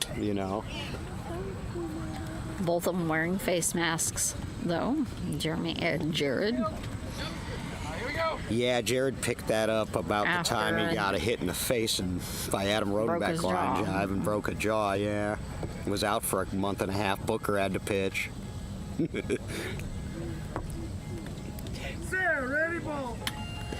just above the outer edge of the bat. Y'all there? Y'all there? Again, the schedule is 6:30, 9:30, and 6 p.m. local time to avoid the excessive heat of the day. High pop-up. It's going to be short in the middle. Adam Rodenbeck coming up on it. Is he going to get to it in time? And no, it's another run for Chesser as he comes up with both arms out. Whoa! He's 2 for 2 off the bench. 21-11. The Edge lead by 10 currently. And this is by far the largest deficit the Thunder have faced all season as they came into this game at 23-0, including local tournaments. And they're on the ropes a little bit here. They haven't had their at-bat for this inning yet. No, and it was 12-11 when this inning began. Thank you. That's 9 on the board now. Here we go. Corian White. Yeah, this purple is socks. not going to get any easier. He's stepping back off just a little. Sarah, ready, ball. And it's going to be a grounder over to Cody Jeffries. Got it in his legs, and he's got it this time. Cody Jeffries with that putout number 1 for the Thunder. Wow, what an inning. What a rally, though, with 2 outs by Jeremy Lopez. 21-11 as we move to the bottom of the 4th, and the Thunder come up to try to answer that 9-run that the Edge just blazed. Dropped on him, man. 2 outs, most of it. There was only 1 run in before those first 2 outs, and then the floodgates kind of opened. You know what? It couldn't have come at a better time for the Edge because they were on the short end of some bad breaks there and things. And it could have been really demoralizing for them, but they did not. And it seemed for a minute there like their bench was a little bit quiet and they were sort of down a little bit. And Jay Money just picked them up. Neither team taking much time to want to continue. Edge has already made their way out on the field. Thunder is already at the plate with Gerald Dicus ready to take control of the bottom of this 4th inning. I believe Dicus has struck out once. He scored every other time. Jaden over there talking with Jared as they wait for the defense to set. Because all games are going to be here, so Reiniger people have to move over and they need a little extra time. Great. So our timing is now changed? Yeah, the second games that were supposed to start at 9:30 are moving back to 10 o'clock. For all y'all who don't know, we're split up between 2 facilities that are about 20 minutes apart, and they got to bring some teams over from the Reiniger Park over here because of now how the brackets are shaping up. So as much as we want to get these games in as quickly as possible in the morning, now we're delayed by a half hour. High pop-up for Gerald Dicus, going to be foul, landing right in front of Jared. Unless those games finish very early, they said, but that's that. Well, this one's not finishing anytime soon either. Oh, do we want more balls? We're going to have a call for a new ball. As the pin gets put in that, we grab the last new ball out of the basket. Rosina Foster along with DB, David Benny, that's me. To my left is Wayne Simpson operating bases.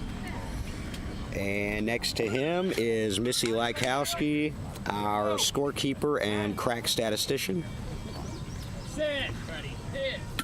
And that's going to be a grounder up the middle by Gerald Dicus as he runs for first. Nobody is going for that. I think there might be a dead ball call. They are calling dead ball, so we'll see. I don't hear it from here, so either it's dead or it's laying on its speaker in the grass.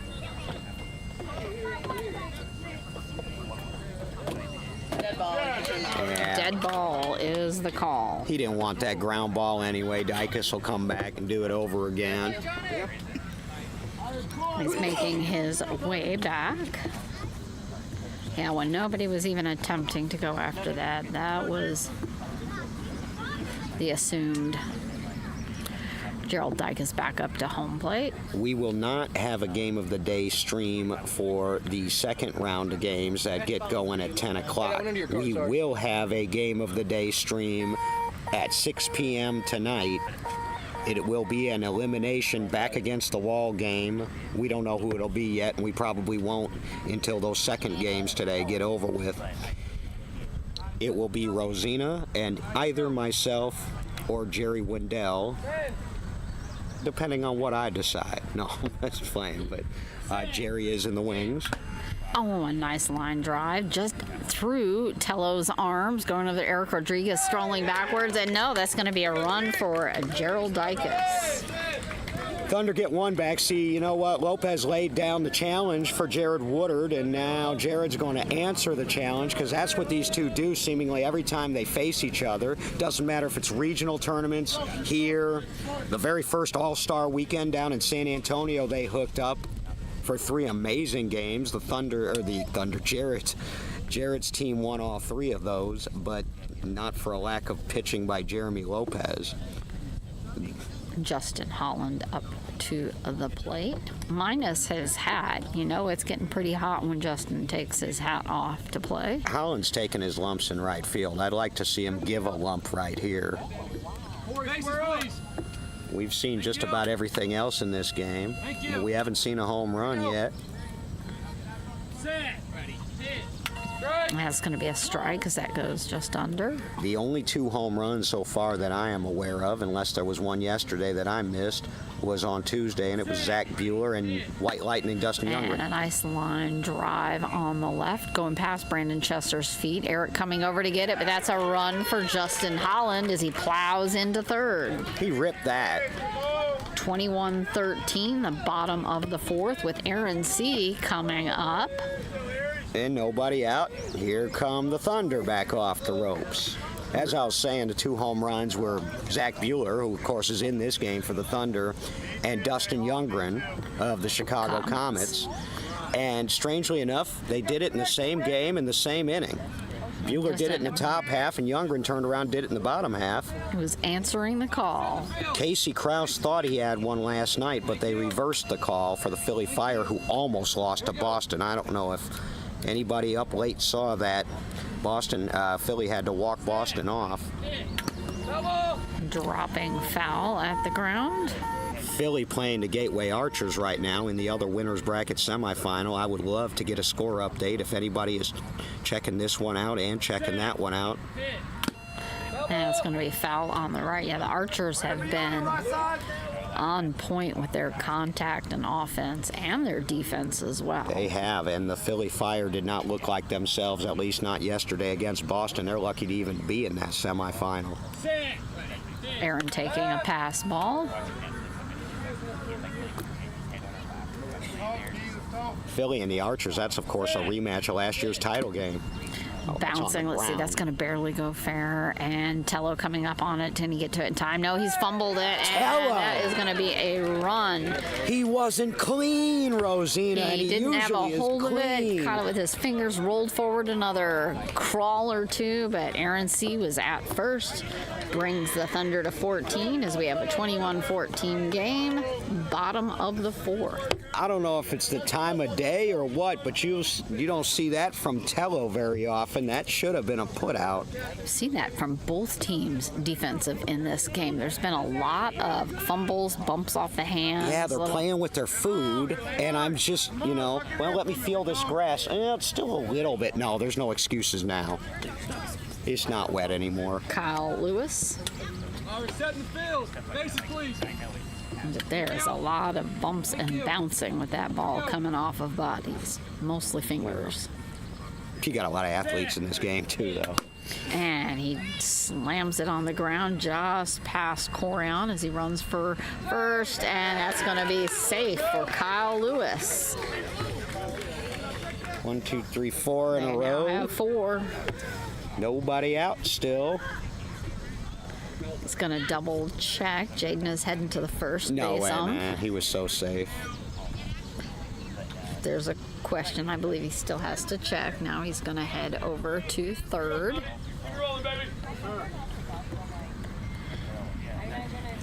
jogging midfield. Cut through to third. Next one, big dog, come on. Oh. I'd like to give a shout out to my sister up in the Chicago area who's tuned in as the call stands. They were checking it. You say. We got people tuned in from all over the world. We got Taiwan folks. We've got folks from Texas. We got my dear sis as she's out peddling some flipping real estate. And we got a rally for the Thunder going on right Cody now. Jeffries.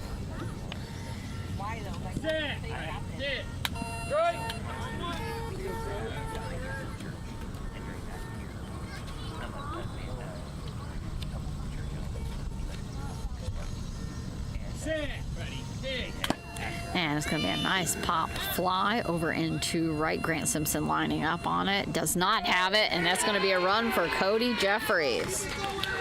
Well, that's 5 straight. They've rolled. Let's see, who started this inning? Bueller, Dicus. Let's see here. I believe Dicus did. Dicus did. Yeah, we're up so to Bueller now. That's 5 in a row. Now Bueller. They try to go perfect 6 for 6 through the order. Still nobody out. This game is definitely going to be won on offense here. It's been a little bit of sloppy defense on both sides. Yeah, hey, so we got 2 innings. We still got 2 innings left after this one finishes. So tell your friends, tell your neighbors. Crank us up. If you're out driving around running errands and you're stuck at a stoplight, crank us up on the Bluetooth so the people next to you can hear beep ball. If you're out at Walmart, go to their electronics section and turn on all their devices and turn them up loud so all the shoppers can hear us. We want everybody, if you're out at one of the local watering holes, because it's 5 o'clock somewhere, tell them to crank it up. Edge Thunder. Jared getting practice tosses with the new ball as Zach waits patiently. Thank you. Here we go. Set. Ready. Hit. And it's going to be a strike.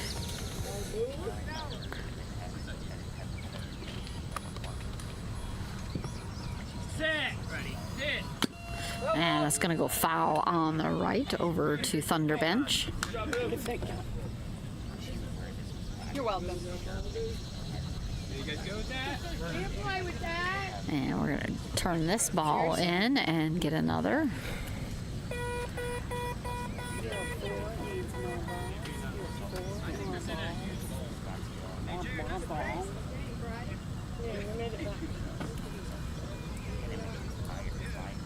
And another couple practice tosses with this newer ball. All right, here we go. 20. Set. Ready. Hit. Pass. And taking that pass. Set. Ready. Hit. And a nice ground drive right past Tello's hands, past Brandon Chester. Eric running to get it as he runs for first, and he is there, takes it out with his hand going by. That is now 6 up for the Thunder in the 4th. It is now a 21-17 game. Split them with that one. You know, when you got 6 players on the field, no matter what kind of defense you play, you're going to give up something. And you're either going to have to give up middle lines or gaps. And so you can cover as much as you can, but they just split him. And Starts us back with Dicus. yeah, he's the one who started this mess of runs. What flavor smoothie you got? We got some movement out on defense. Tello is now moving back over to short right. Corian back into short left. All right, set in the field. Can you repeat that one more time? So we switched Tello over to short right. He was playing short left after the Nick change, and Corian is short left. And high pop up as he runs for first, dropping That it just down. landed. And yeah, he is already there by the time they locate. That was close to 21-18. landing when he hit up. He hit the base, man. What are you going to do but catch it? 7 in a row. Justin Holland. So now it's 21-18, and they're still looking for an out here. said you can't have too much of a cushion at all with the thunder coming up on you. I need a runner, man. I need a fire archer score. Thank you. Let's see what I can do. Thank you. Here we go. Set. Ready. Hit. Strike. And that's going to be a strike going under the middle of the bat. Set. Ready. Hit. Short little pop-up's going to be foul. Leah, make sure Miguel's behind you. Making short work of these things today.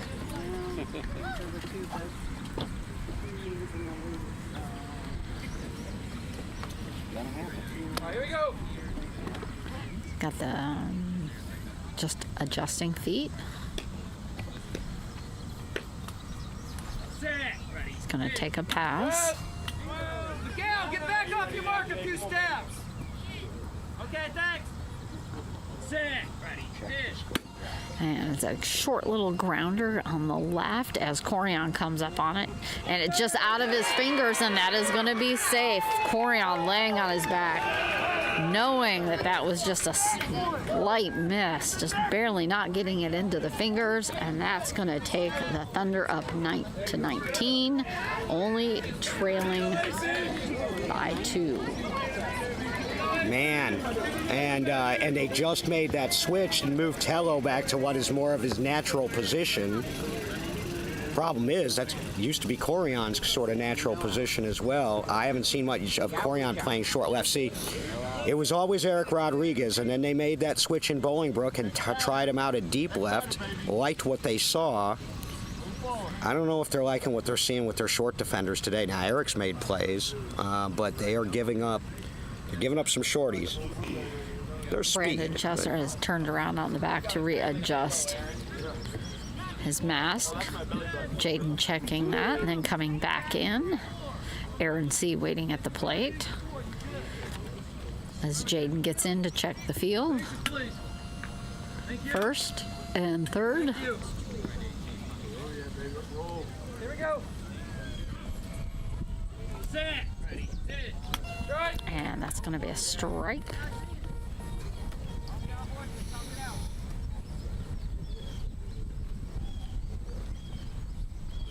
Boy, that lead evaporated in a hurry.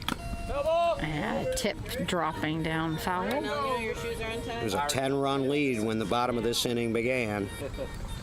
Now the spread is 2. Yep. 21-19. Pass. Taking that pass. Set. Ready. Hit. Strike. And that's going to be a strike as that ball hits our 10th I leg. can't reach it and I'm not getting up. In front of me, it hit my foot.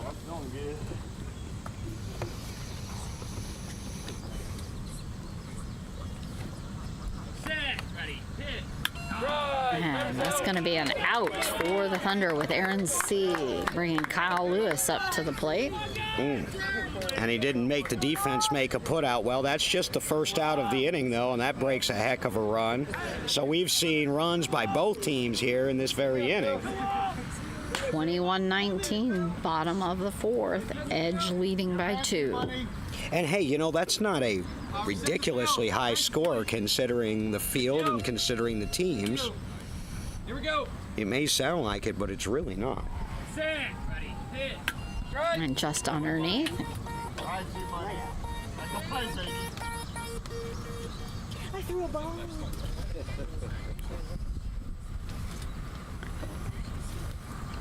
Set. Ready. Hit. Strike. just going over the center of the bat. And our wonderful producer Ready. Hit. Pass. has fixed the score graphic for y'all, so if it looked a little bit funky, it should be right now. Hit. And just I want to thank Mike Woodard for pointing that out to us, that the score graphic was a little off, but now, thanks to Graham, we should be okay. Set. Ready. Hit. nice hard pop fly as he runs for first. That was a It late is call. behind everyone. And a I don't know if it would have mattered, but that 5 call was late. It came tomorrow. I mean, there was a second and a half while that ball was in the air before the call was made. So now the Thunder have matched the 9 that the Edge put up, and they're only trailing by 1.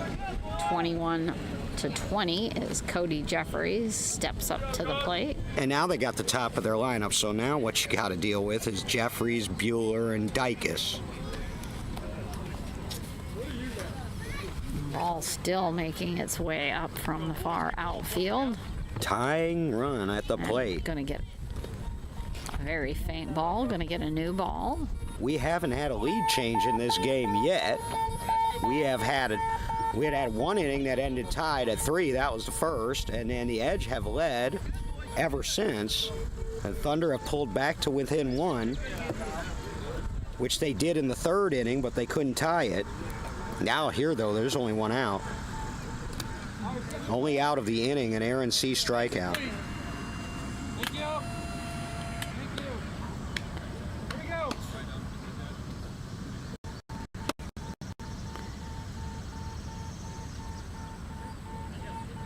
Set. Ready. Hit. Double. Caught that again with my foot. One of us gets an assist because we both got a shoe on it.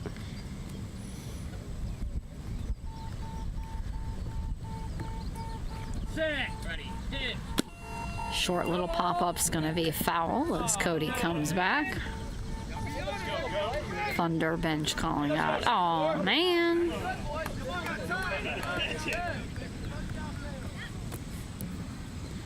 Again, if you've just joined us, the 9:30 games have been moved back to 10 o'clock. We set the field. Here we go. And then the games that would have been at 2 p.m. today, of course, will be played at 6 p.m. That's. Set. Ready. Hit. Going to take a pass.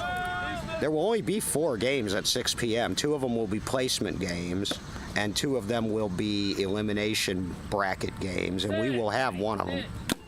High pop-up's going to be mid-center as he runs for just first. landed. It's dropping, and he is safe.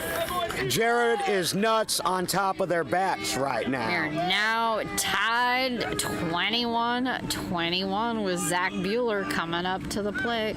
Bottom of the 4th. It is back to no man's land. Anything goes.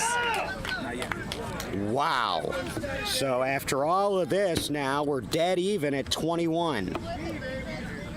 And this ain't football, baby, although it's coming. It's right around the corner. Feel it? Doesn't feel like football weather down here, man. Tell you Still what, pretty hot. feels more like Hades. Put it mildly. Bases, please. Thank you. Zach Bueller doing some figure 8s with his bat there. Set. Ready. Hit. Right. Underneath the swing.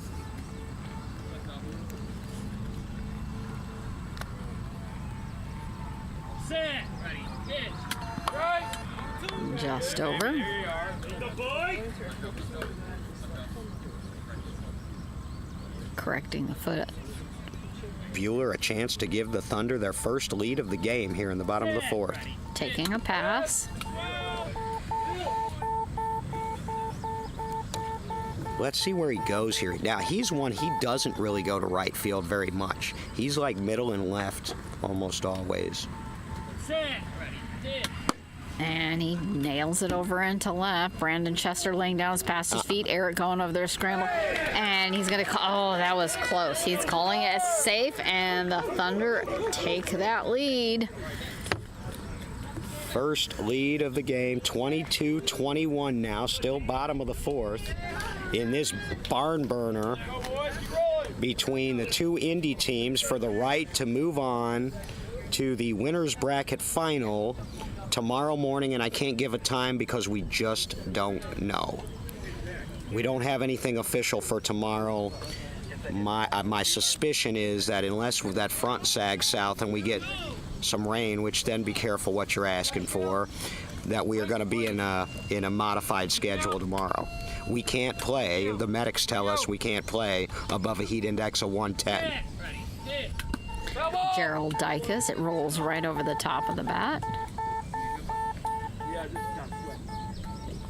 Ew.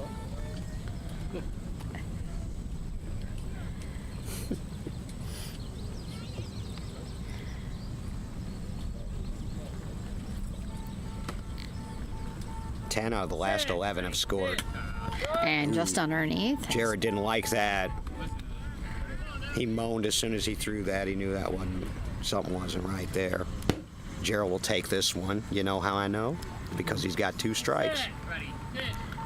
There it is. Bringing both hands back up onto the back grip.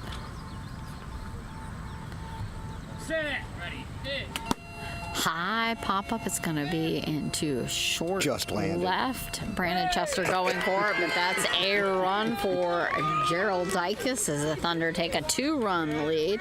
The bottom of the 4th, 21-23. Thunder leading. It's just hanging in the air, and there's no way that these edge players can get it before these fast Thunder players get to the base.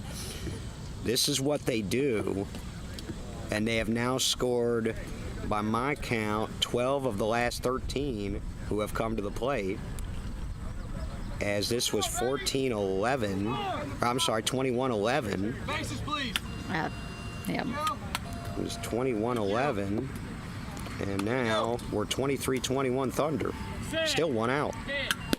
Justin Holland another with a one. short little pop-up into Just right. landed. Tello coming up on it. He overshot it, and that's going to be a run for Holland. What are you doing, Taylor? It was He one step overran. past, just by 1 step, but that was all it took. That's all it took. Now, that's a hanging pop-up, but Tello's good at judging those and tracking those. 1 step too far, turned, grabbed it. It was too late. Aaron C. with his royal blue batting gloves. And the breeze has now started to pick up, which is going to be very much appreciated if it holds out for the second games today. If you recall from Wichita in 2021, which you will because you were doing the play-by-play, they moved Tello because Bueller was off training for the Paralympics to left field, and he was phenomenal. They ought to do that now and put Eric back where he belongs. Well, they've moved Eric up now to a short left. There we go. All right, when did they do that? They just recently just did this and Hey. moved Corey on. Chalk one up for DB. Yeah, that's what I'd have done. And he sails out there. It's dropping. Eric coming up on it, and he's got it. Right. It's an out for Eric Rodriguez. So, they finally put Eric back where he really belongs, and he makes that play clean. That's 2 outs. But I would put Corey on where he belongs up there with Eric, and I'd drop Tello deep. You don't have Mulherron for this game or next game. No offense to Brandon Chesser. He's a great player, but he's not the defensive player that So Tello we've is. got Eric at short left, Brandon at mid left, and Corian at deeper left to center.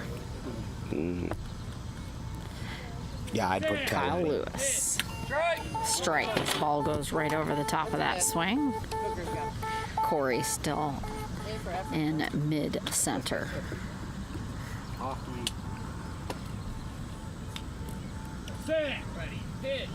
And just barely over that bat. Yeah, so Chester's fine where he's at, but maybe Corian and Tello. Well, we'll see. Taking a pass.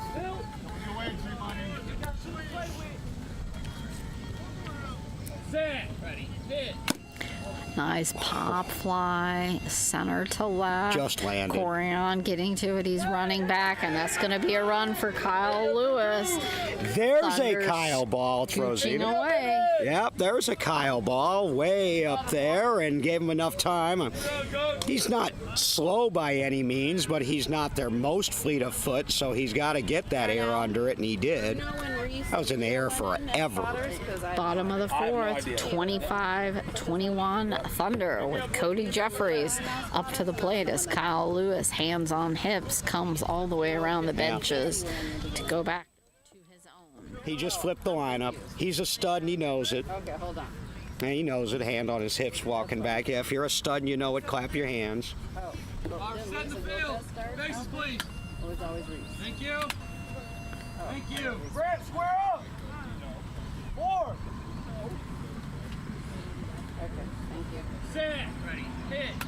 And it's going to be a strike. And even after all this, it's only a 4-run game. Edge just looking for one more out here.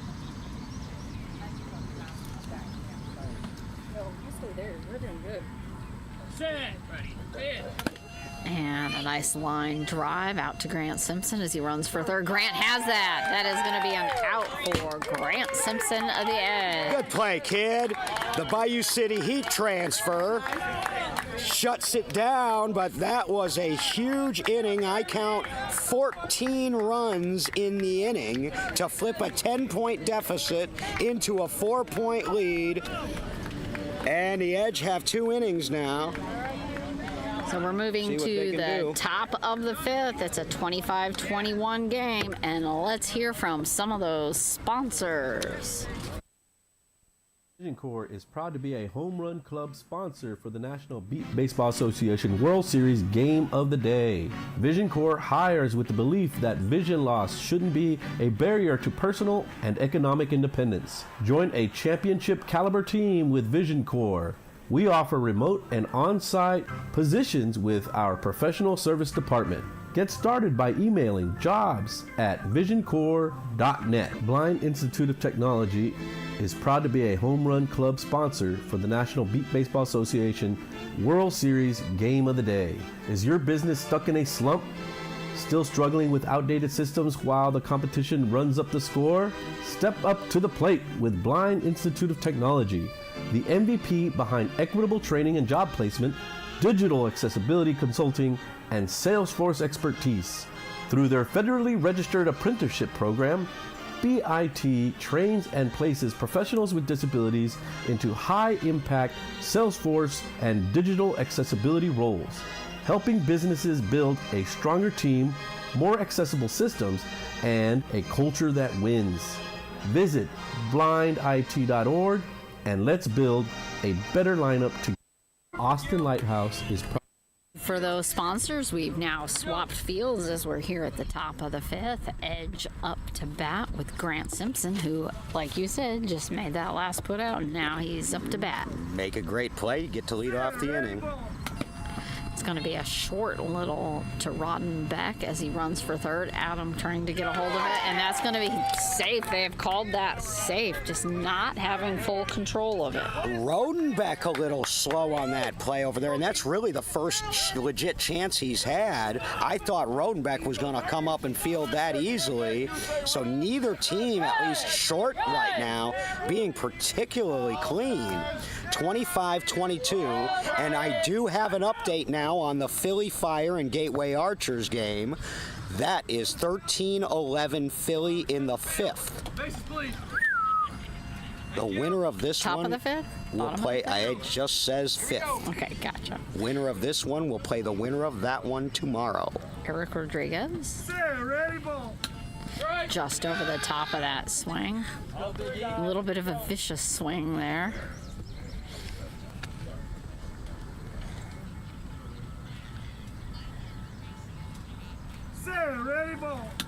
And almost taking Jeremy's knees out as it goes up the center, bounces off of Kyle Lewis. And he's got it. He recovered it. It didn't go very far after it bounced off of him, and that's going to be an out. He's clutch. 37 minute, Missy. Thank you. 37 minutes. Yep. Good run, baby. Good run. He's clutch, and he can shut down that. He's long, and he's got the skills and experience. Same thing with Ja'Cory, all three. There's one big out, 3-run lead right now for the Thunder in the top of the 5th.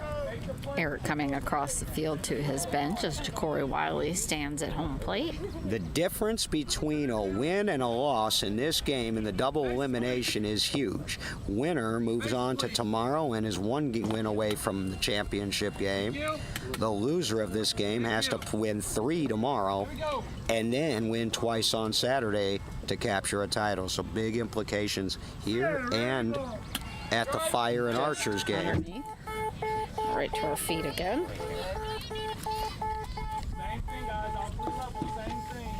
That's 3 of them that would come to our feet this game. Yeah, and I'm afraid of going under the table to pick it up because if I come back up and hit my head, I'm going to be thrown out.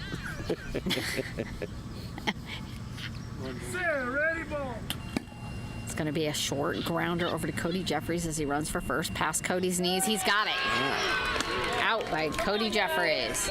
That's 2 outs shut down the Thunder. Thank you. All right. Well, the Thunder should probably be out of this inning right now. Thank you. But because all 3 of these have been sort of ground balls, and Jeffries got that one. Lewis got one. Adam missed. Adam that didn't one. get his, but he'll get the next one if he gets a chance. Corey White. Corey White, tough out here. 2 outs, top of the 5th, 25-22 Thunder. Thank you. Thank you. Here we go. Sarah, ready, ball. High pop fly into deep Get up, center baby, as up. he's already at third. That's going to be a run for Corey and the Edge as they creep a little closer. 25-23 game for the Thunder at the top of the 5th with Brandon Chesser for the Edge up at plate. That sounded good, right on the sweet spot. It didn't get over the line, but it was plenty enough to score. 2-run game now. Chesser's 2 for 2, maybe 3 for 3. I know he scored twice. No, he scored twice in the last inning off the bench. So he's been an able replacement for Nick Mulheron, who was disqualified earlier. Have the ball that was held up and going to work with that. Faces, please.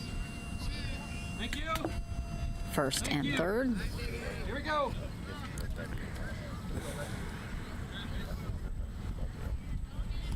Sarah, ready, ball. And just above the outside edge of the bat. Levels. Left field everywhere now. Here we go. Sarah, ready, ball. Right. Just under this time. Left field now everywhere. Here we go. Sarah, ready, ball. And pop up into short right. Adam Rodenbeck coming up on this one. And he's out. Adam Rodenbeck got that one. What do we say? Lightning doesn't strike twice in the same place. Rodenbeck picks that one up, and that's your inning. Thunder hold the lead, Rosina.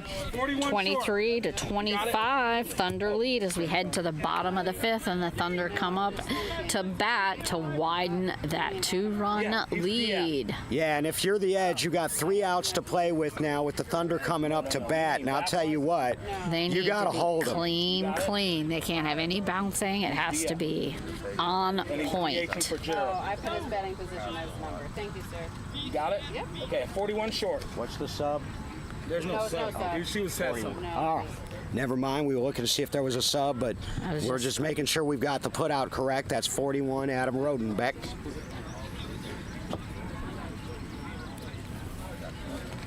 Edge still making their way out on. Oh, and they confirmed the call. They Confirmed. looked at it. I didn't even think they were going to look, but they did, and they confirmed I it. didn't even think there was a call on that. But, yep, Adam Rodenbeck. Yep, I'm up. Zach Bueller for the Edge. Is over here. This is a screen too, so it's very far, right on the left. No problem. 25 Thunder, 23 Edge. No clouds up in the sky now. We just have hazy white fluff all along our tree edge horizon, but that sun is climbing upward to its zenith. Temperature is rising. Please stay hydrated. Thank you to the volunteers running water for the volunteers on the field, the players, and everyone else involved. Definitely with this heat index that we're saying, you need to stay hydrated. I would concur with that, and as a former player, you know, I don't care how good a shape you're in or what your age is. If you dehydrate, you're going to drop. Zach Mueller with a strike.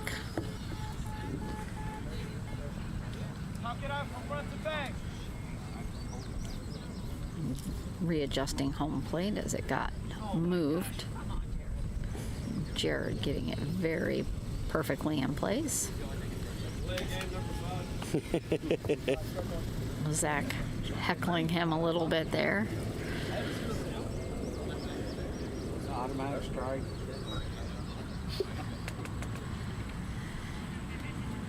Set. Ready. Hit. And going to be under the swing. He told him to listen to it. So, Gonna you know take a he'll pass. be taken. Yep. Okay, now. Let's go, baby. Set. Ready. Hit. And a line drive to left past Miguel Tello. He's turned around. He's running for it. And Zach is at first. That's another run for the Thunder. Chasing is not usually a position you want to be in as a defender, and that was ripped. And that's 26-23. Let me just try to fit in because we didn't get to him because of the quick pace of this game. The rest of our volunteer crew and officials crew, scorekeepers, head scorekeeper Karen Lykowski. You got Sylvia Redmond. You got Missy Lykowski, who's down to our left. You got Linda Skaggs, Ronnie Higdon, Peggy Hurt Franks, Tricia Cramp, Melanie Taylor, Bradley Farmer, and Christina Heppen. John Lykowski Jr., our social media specialist, doing all of the photos and videos that you see on Facebook. And then there's me and Rosina. Set. Ready. Hit. Gerald Dykus with a nice plow just at Eric's shoulder level. And that's going to be safe. So Eric, I think, had a flub up with his knee over there. He kind of went down just about the time he was going to get it. He's kind of hopping when he came back up. Hope he's all right. Yeah, he looks like he's okay. Like he just maybe just stepped wrong. Ill afford to have any problems with him here, especially if they can't come back in this game and they have to try to win 3 tomorrow. They're going to need that dude, you know what I'm saying? Absolutely. Justin all right. Holland up at the plate. Thank you. Minus sleeves and batting gloves and hat. Set. Ready. Hit. It's going to be a grounder. Eric running over to it. He's still limping just a little. He's got that ball, though, and it is out. But he's still holding that knee. Yeah, and that knee has been giving him trouble all year long. He's a gamer, though, but that's my concern. Yeah, he was a hobbling after that ball. Sometimes that it doesn't affect you as much going forward and backward, but sometimes it affects going lateral. I mean, I've known people that, and I'm not saying that this is the case, God forbid, but I've known guys that have played, with ACL tears, and it's not bad, really terrible, unless you try to go lateral, and you realize it's just tough to do, but he got over there anyway because he's a gamer and made that play. Jared holding that up. We don't want that ball either. So what? He's a little weak. Make me. And Colin is holding this ball up. Again, we're in the bottom of the 5th here of a knock'em sock'em slugfest between two neighbors, Indy and Indy.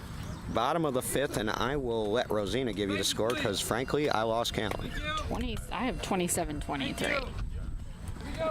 Aaron C. up to bat. So that would make 1 out. Set. Ready. Hit. And a nice pop-up right in the middle, just in front of Corian. He's dropped. Miguel Tello coming back up to claim that one. Miguel Tello. Finally, there he is. Tello's showed up. He's joined the party. That's a big play because that was in the air. Not quite as long as, say, like Kyle Lewis's ball was last at bat, but that was in the air over Eric. Yeah, it was over just beyond Corey. And Miguel came right on in, and it was kind of... So wait a minute, they did move Miguel back Miguel there? is back now again. So who's in short right, Corian? It is Corian. Are they listening to our stream? Because that's the second time Creepy, they've done isn't what it? we've suggested. Thank you.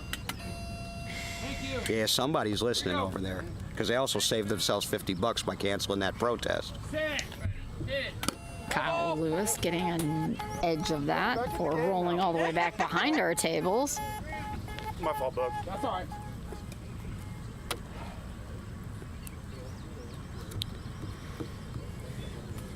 Set. Ready. Hit.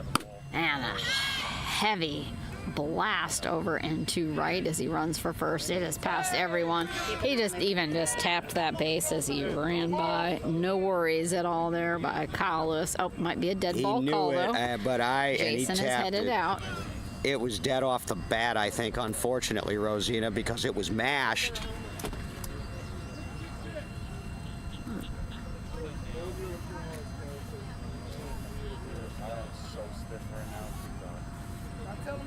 So now they'll turn the base on. Dead ball. And it is dead. So they turn the base on, the umpire will go out and stand over the ball, and if he hears it, then it's not a dead ball. If he doesn't hear it at all, then it is. Simple as that. Missy. Now, they used to not turn the base on. 27, 23.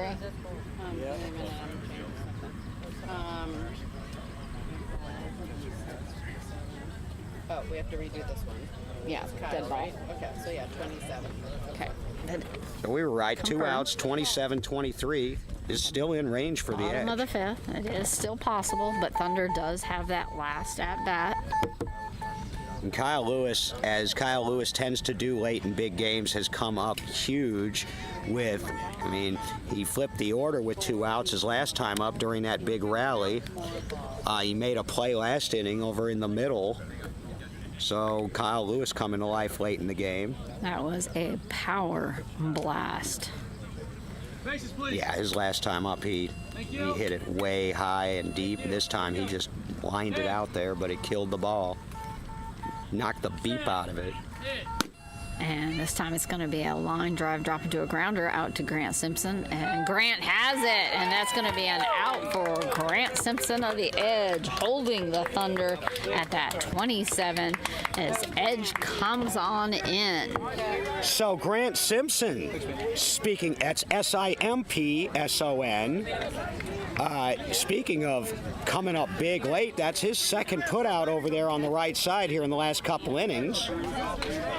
And he's kind of like Kyle Lewis in the fact that he is fairly tall and long, lays himself down, gives himself a lot of coverage to grab those balls.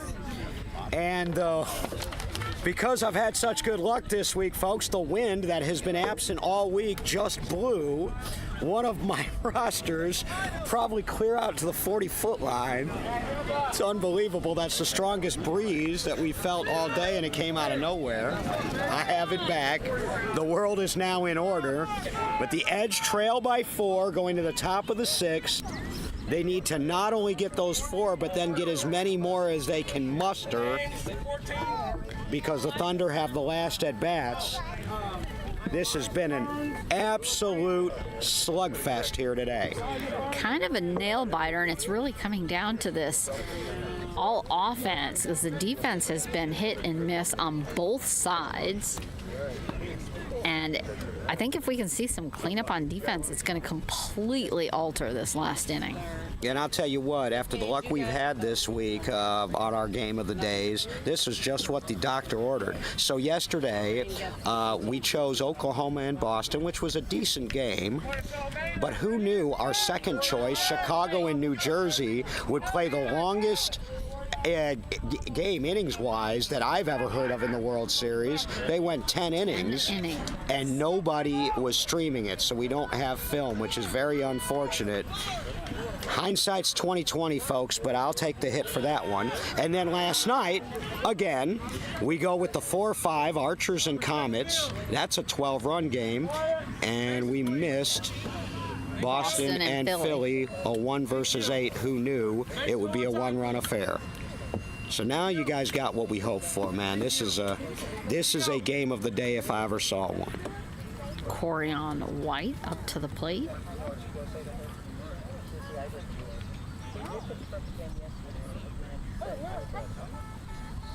All right, here we go. Game on. And that's going to be a strike because it goes right under the bat.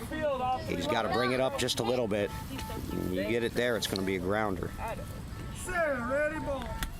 And it's a grounder right up the middle. Kyle Lewis lining up for it. He almost fumbled it, but he recovered. That's an out for Kyle Lewis. Right, we're still playing with our food a little bit, but he's a veteran and he's ready to go. 37 mid.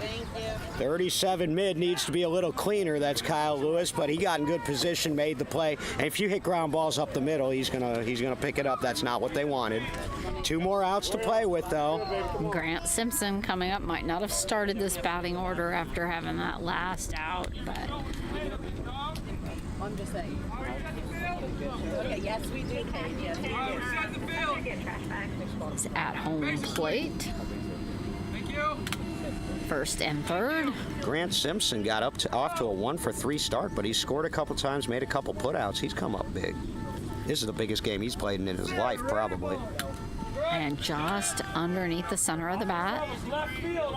He's in his second year. He was with the Heat last year, Grant Simpson, and they took 5th, which is great, but this is a little different animal. Bouncing grounder over to Cody Jeffries. Hit him right in the chest. He's got it, and that's an out. Cody Jeffries, number 1 for the Thunder. And the Thunder bench erupts on the first base side as they now know they are 1 out away from a huge victory and going to go back to the hotel and rest up for tomorrow. Top of the 6th, 27-23. Thunder leading. If they close this out, no need to bat. And Tyler Rodriguez will be available tomorrow. So they will get an extra weapon, and he is a weapon back in their toolkit. But here we go. Now they got to earn it because guess who? Eric Rodriguez. Eric Rodriguez. He doesn't want it to end with him. And he's been banging all day. Thank you. Thank you. Here we go.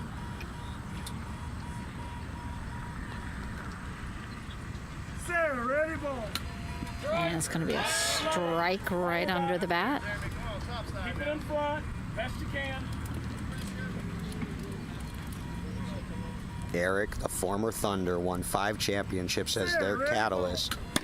High pop-up fly ball is headed out to Zach Tough Bueller play. as he's running for and he is safe. Now it's a 27-24 game. The Edge are still trailing by 3 with 2 outs here at the top of the 6th. So it's not going to end with Erod, and Bueller couldn't track that down. 3-run game, and now we're going to get to Ja'Cory Wiley. And if Ja'Cory can score, then you got Corey White, and it's going to get real interesting real quick. With his purple pretty bow. Be pretty interesting to see a home run right about now. Completely change that game. It's probably not. That's not Probably not gonna Ja'Cory's game. Not Ja'Cory's game, but Corey, if he you've seen it steps out of up. Corey once or twice.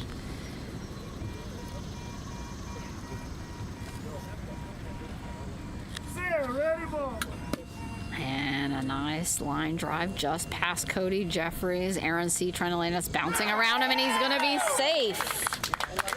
And that's huge. 27-25. That'll turn the order. 2 outs, and now here come the Edge bench getting fired up as Corey White to the plate. Oh, he uses the black bat. Have a complication of which bat to get to Corey.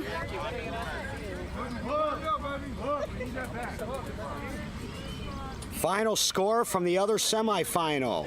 Philly Fire 17, Gateway Archers 12. So the defending champs remain unbeaten, and they will move on to play the winner of this game tomorrow. Archers will drop down to the elimination bracket.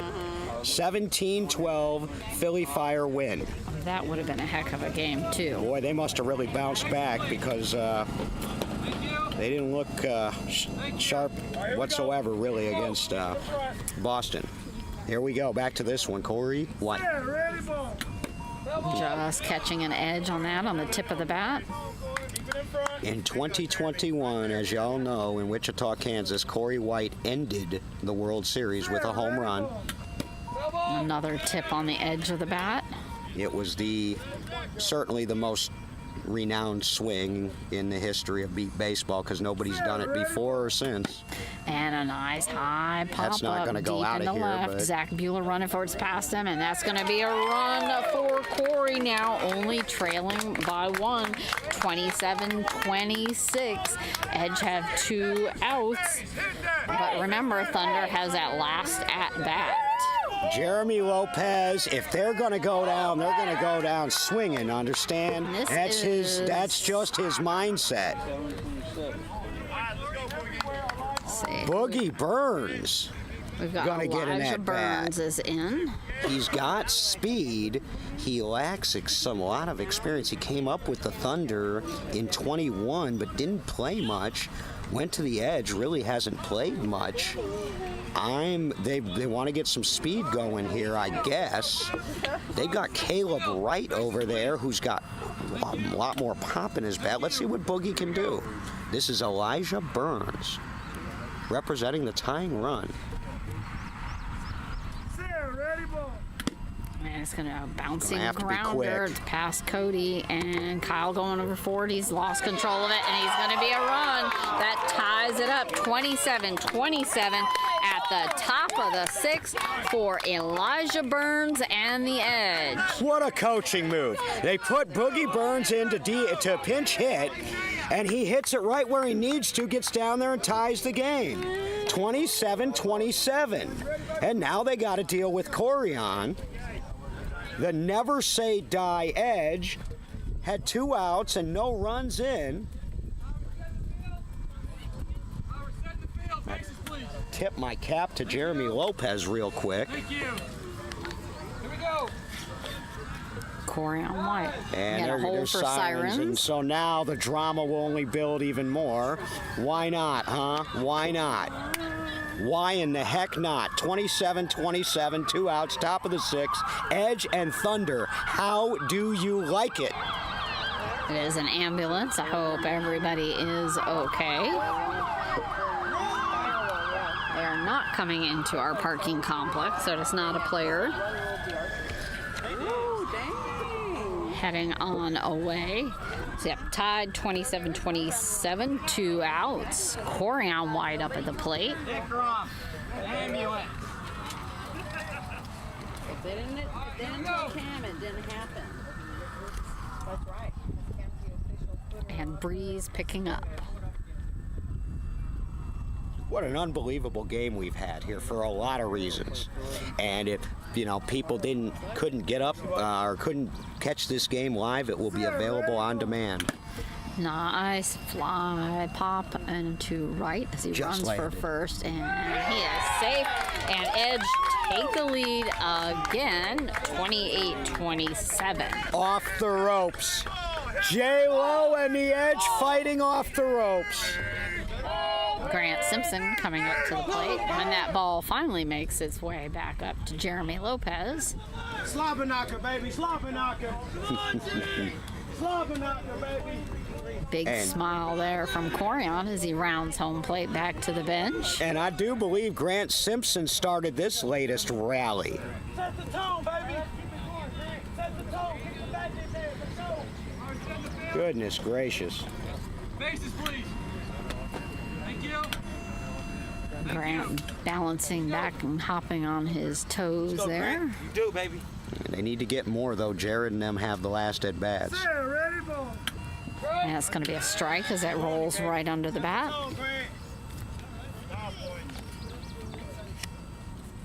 Sarah, ready, ball. It's going to be a foul ball as it pops up almost on Grant's head as he started a few steps towards first. It's happened to me before. Have one land on your head. It's our Richie Flores fielded his own hit a tournament ago. They got a nice film of that. He just fouled it right in front of the plate, so he just went up, picked it up. I want to thank Richie for stepping in for the game last night, doing that game with you, Rosina. Sarah, ready, ball. And tip off, rolling up. I was eavesdropping a little bit here and there behind y'all, and it sounded really good. So, Mr. President, appreciate it. And we may have a surprise for you this evening. We'll see. And it's going to be foul over by the third base side. This is all insurance now. I mean, we will have a bottom of the sixth. The Edge come back, take the lead here.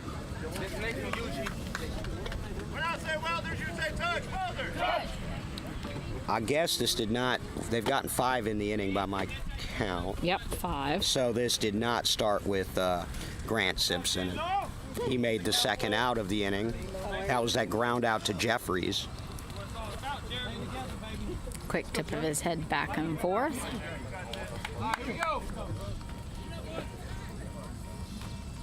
Right here, Grant. Little bounce on his toes.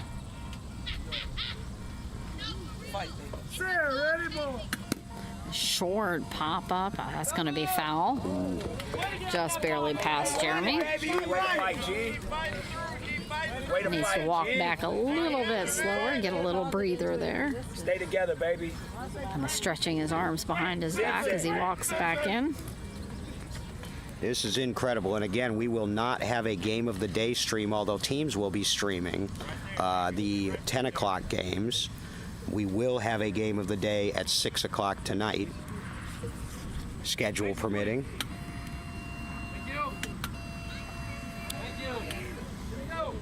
Stay together.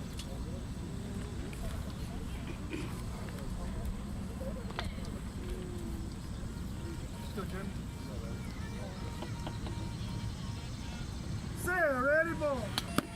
Pop up into a short left. Cody Jeffries coming over there to get him. And he is out. Good play by Jeffries. That was in the air, too. Jeffries had to track it a little bit. Good play by Jeffries. That's the end of the inning. Edge probably didn't get as many as they would make them been comfortable with, but they got enough to force a bottom of the sixth. 28-27. Yep. Is that right? Yep. Yes, 28-27. So we go to the bottom of the sixth. Thunder will be coming up with the top of their lineup.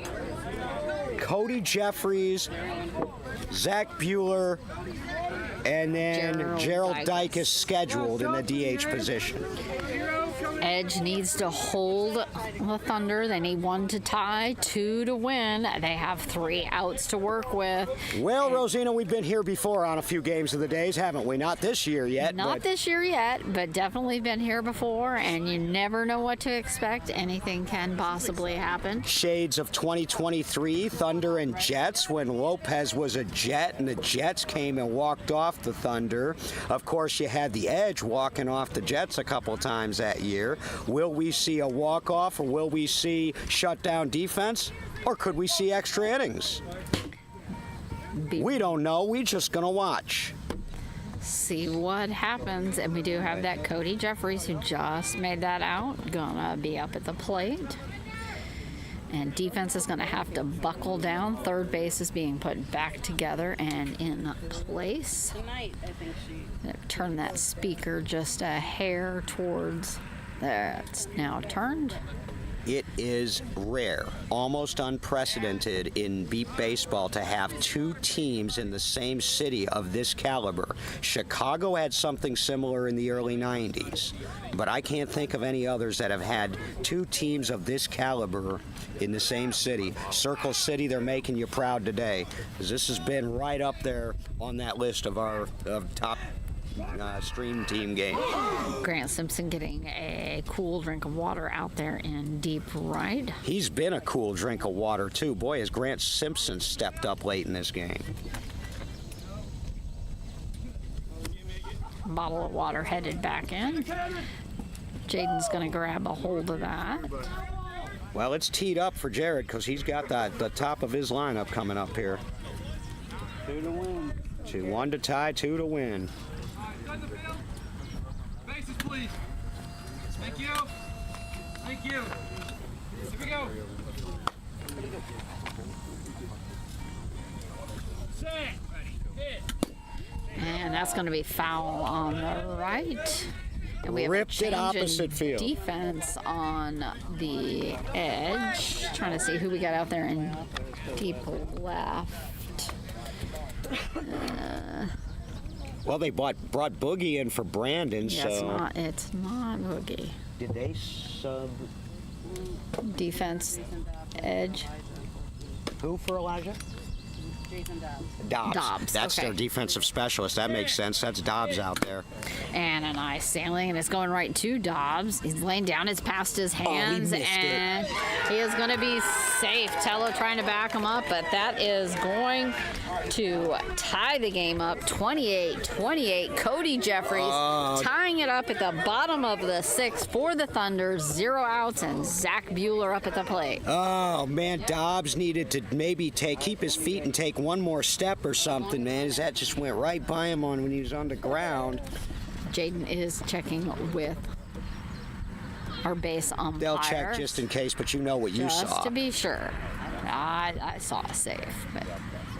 We haven't been wrong yet back here today. We've gotten a few wrong this week, but so far the... Oh, he's Until out. now, and they reverse a call. Unbelievable. Jason Dobbs Well, it was Tello who backed him up behind backed him up and made the play, Yep, but I Dobbs didn't made think a he had call that out in there. time. Dobbs communicated to reel Tello in to pick that up and make the play. So Tello, after they switched and moved him back deep, makes the play. So no longer tied. Thunder still trailing by 1 with 1 out. Zach Bueller at the plate. I have got to give Dobbs an assist on that play for his communication. Dropping foul. There's been some great coaching in this game by both teams. They're pulling out all the strings. It's going to be a strike going under the middle of the bat.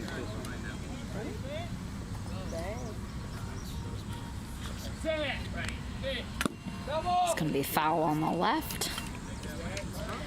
If he gets a hold of it, it's going to be Dobbs and Tello again over there, combining to see what they can do. Boy, that's all you can do when you just miss a ball, is to make a quick buy me right or buy me left call to reel your Taking that teammate in. pass. He's got a swing now. And it's going to be deep right, and that thing is That's gone. and he is at first. So it'll be Zach Bueller who ties it up for the Thunder. Now 28-28 with 1 out. So I had mentioned earlier that Bueller rarely goes to right field. Well, he just went to right field there with power, and there was nobody going to get it. Now we're in a tie game, and Gerald Dykes, the fastest man at one time anyway in the league, has a chance to walk it off. Dykes, who came up in 2016 as a rookie, won 5 championships with the Thunder, stuck around when some of his starting teammates left for the Edge, stuck through the rebuild in 2022 when they took 6th, 2 third-place finishes, and now here he is in his 9th season with a chance to walk it off. And it's going to be a strike. Repositioning up with home plate. 28-28.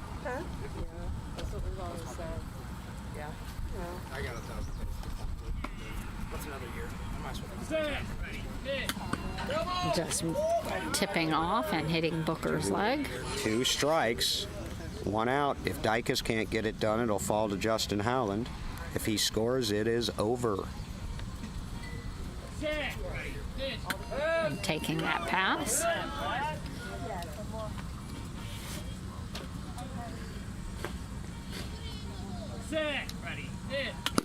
And that's going to be foul hard right on the camera tent and popping off. They are aiming for right field. I can tell you that right now because he told Dykes he was right on it, and that thing seemed to be it was way foul. So what they're doing is they're trying to stay away from Dobbs and Tello. I don't blame them.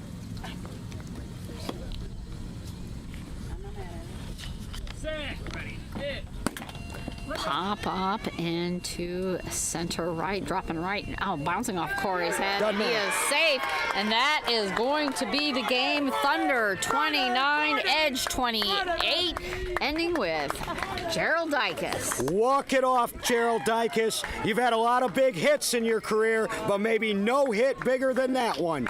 29-28 as Booker prances back to his bench, chanting Friday, Friday, and they are indeed going to Friday, still undefeated. They will play the Philly Fire tomorrow morning for the right to play for a championship on Saturday. The Indy Edge, by no means out of this, but their road gets a little bit longer. They've got to win 3 tomorrow to get back. Now, our player of the game, this is going to be pretty tough, but for that hit there, I got to give it to Gerald Dykes. Gerald Dykes with that walk-off, staying cool. There you go. Merry Christmas. And I'll tell you what a game effort by the Indy Edge and Jeremy Lopez. Nothing to hang their heads about. They went toe-to-toe right to the end, even when it seemed like the Thunder might be pulling away. What a great game. What a great showcase for Beat Baseball in Indianapolis and the National Beat Baseball Association. We'll be back at 6 p.m. this evening or thereabouts with an elimination back against the wall, win or go home game tonight. Thank you for tuning in. We hope you enjoyed this game as much as we did. Again, your final, Indy Thunder 29, Indy Edge 28. Both teams lining up for their congratulations teams. Lots of handshakes and hugs. And both teams, great job.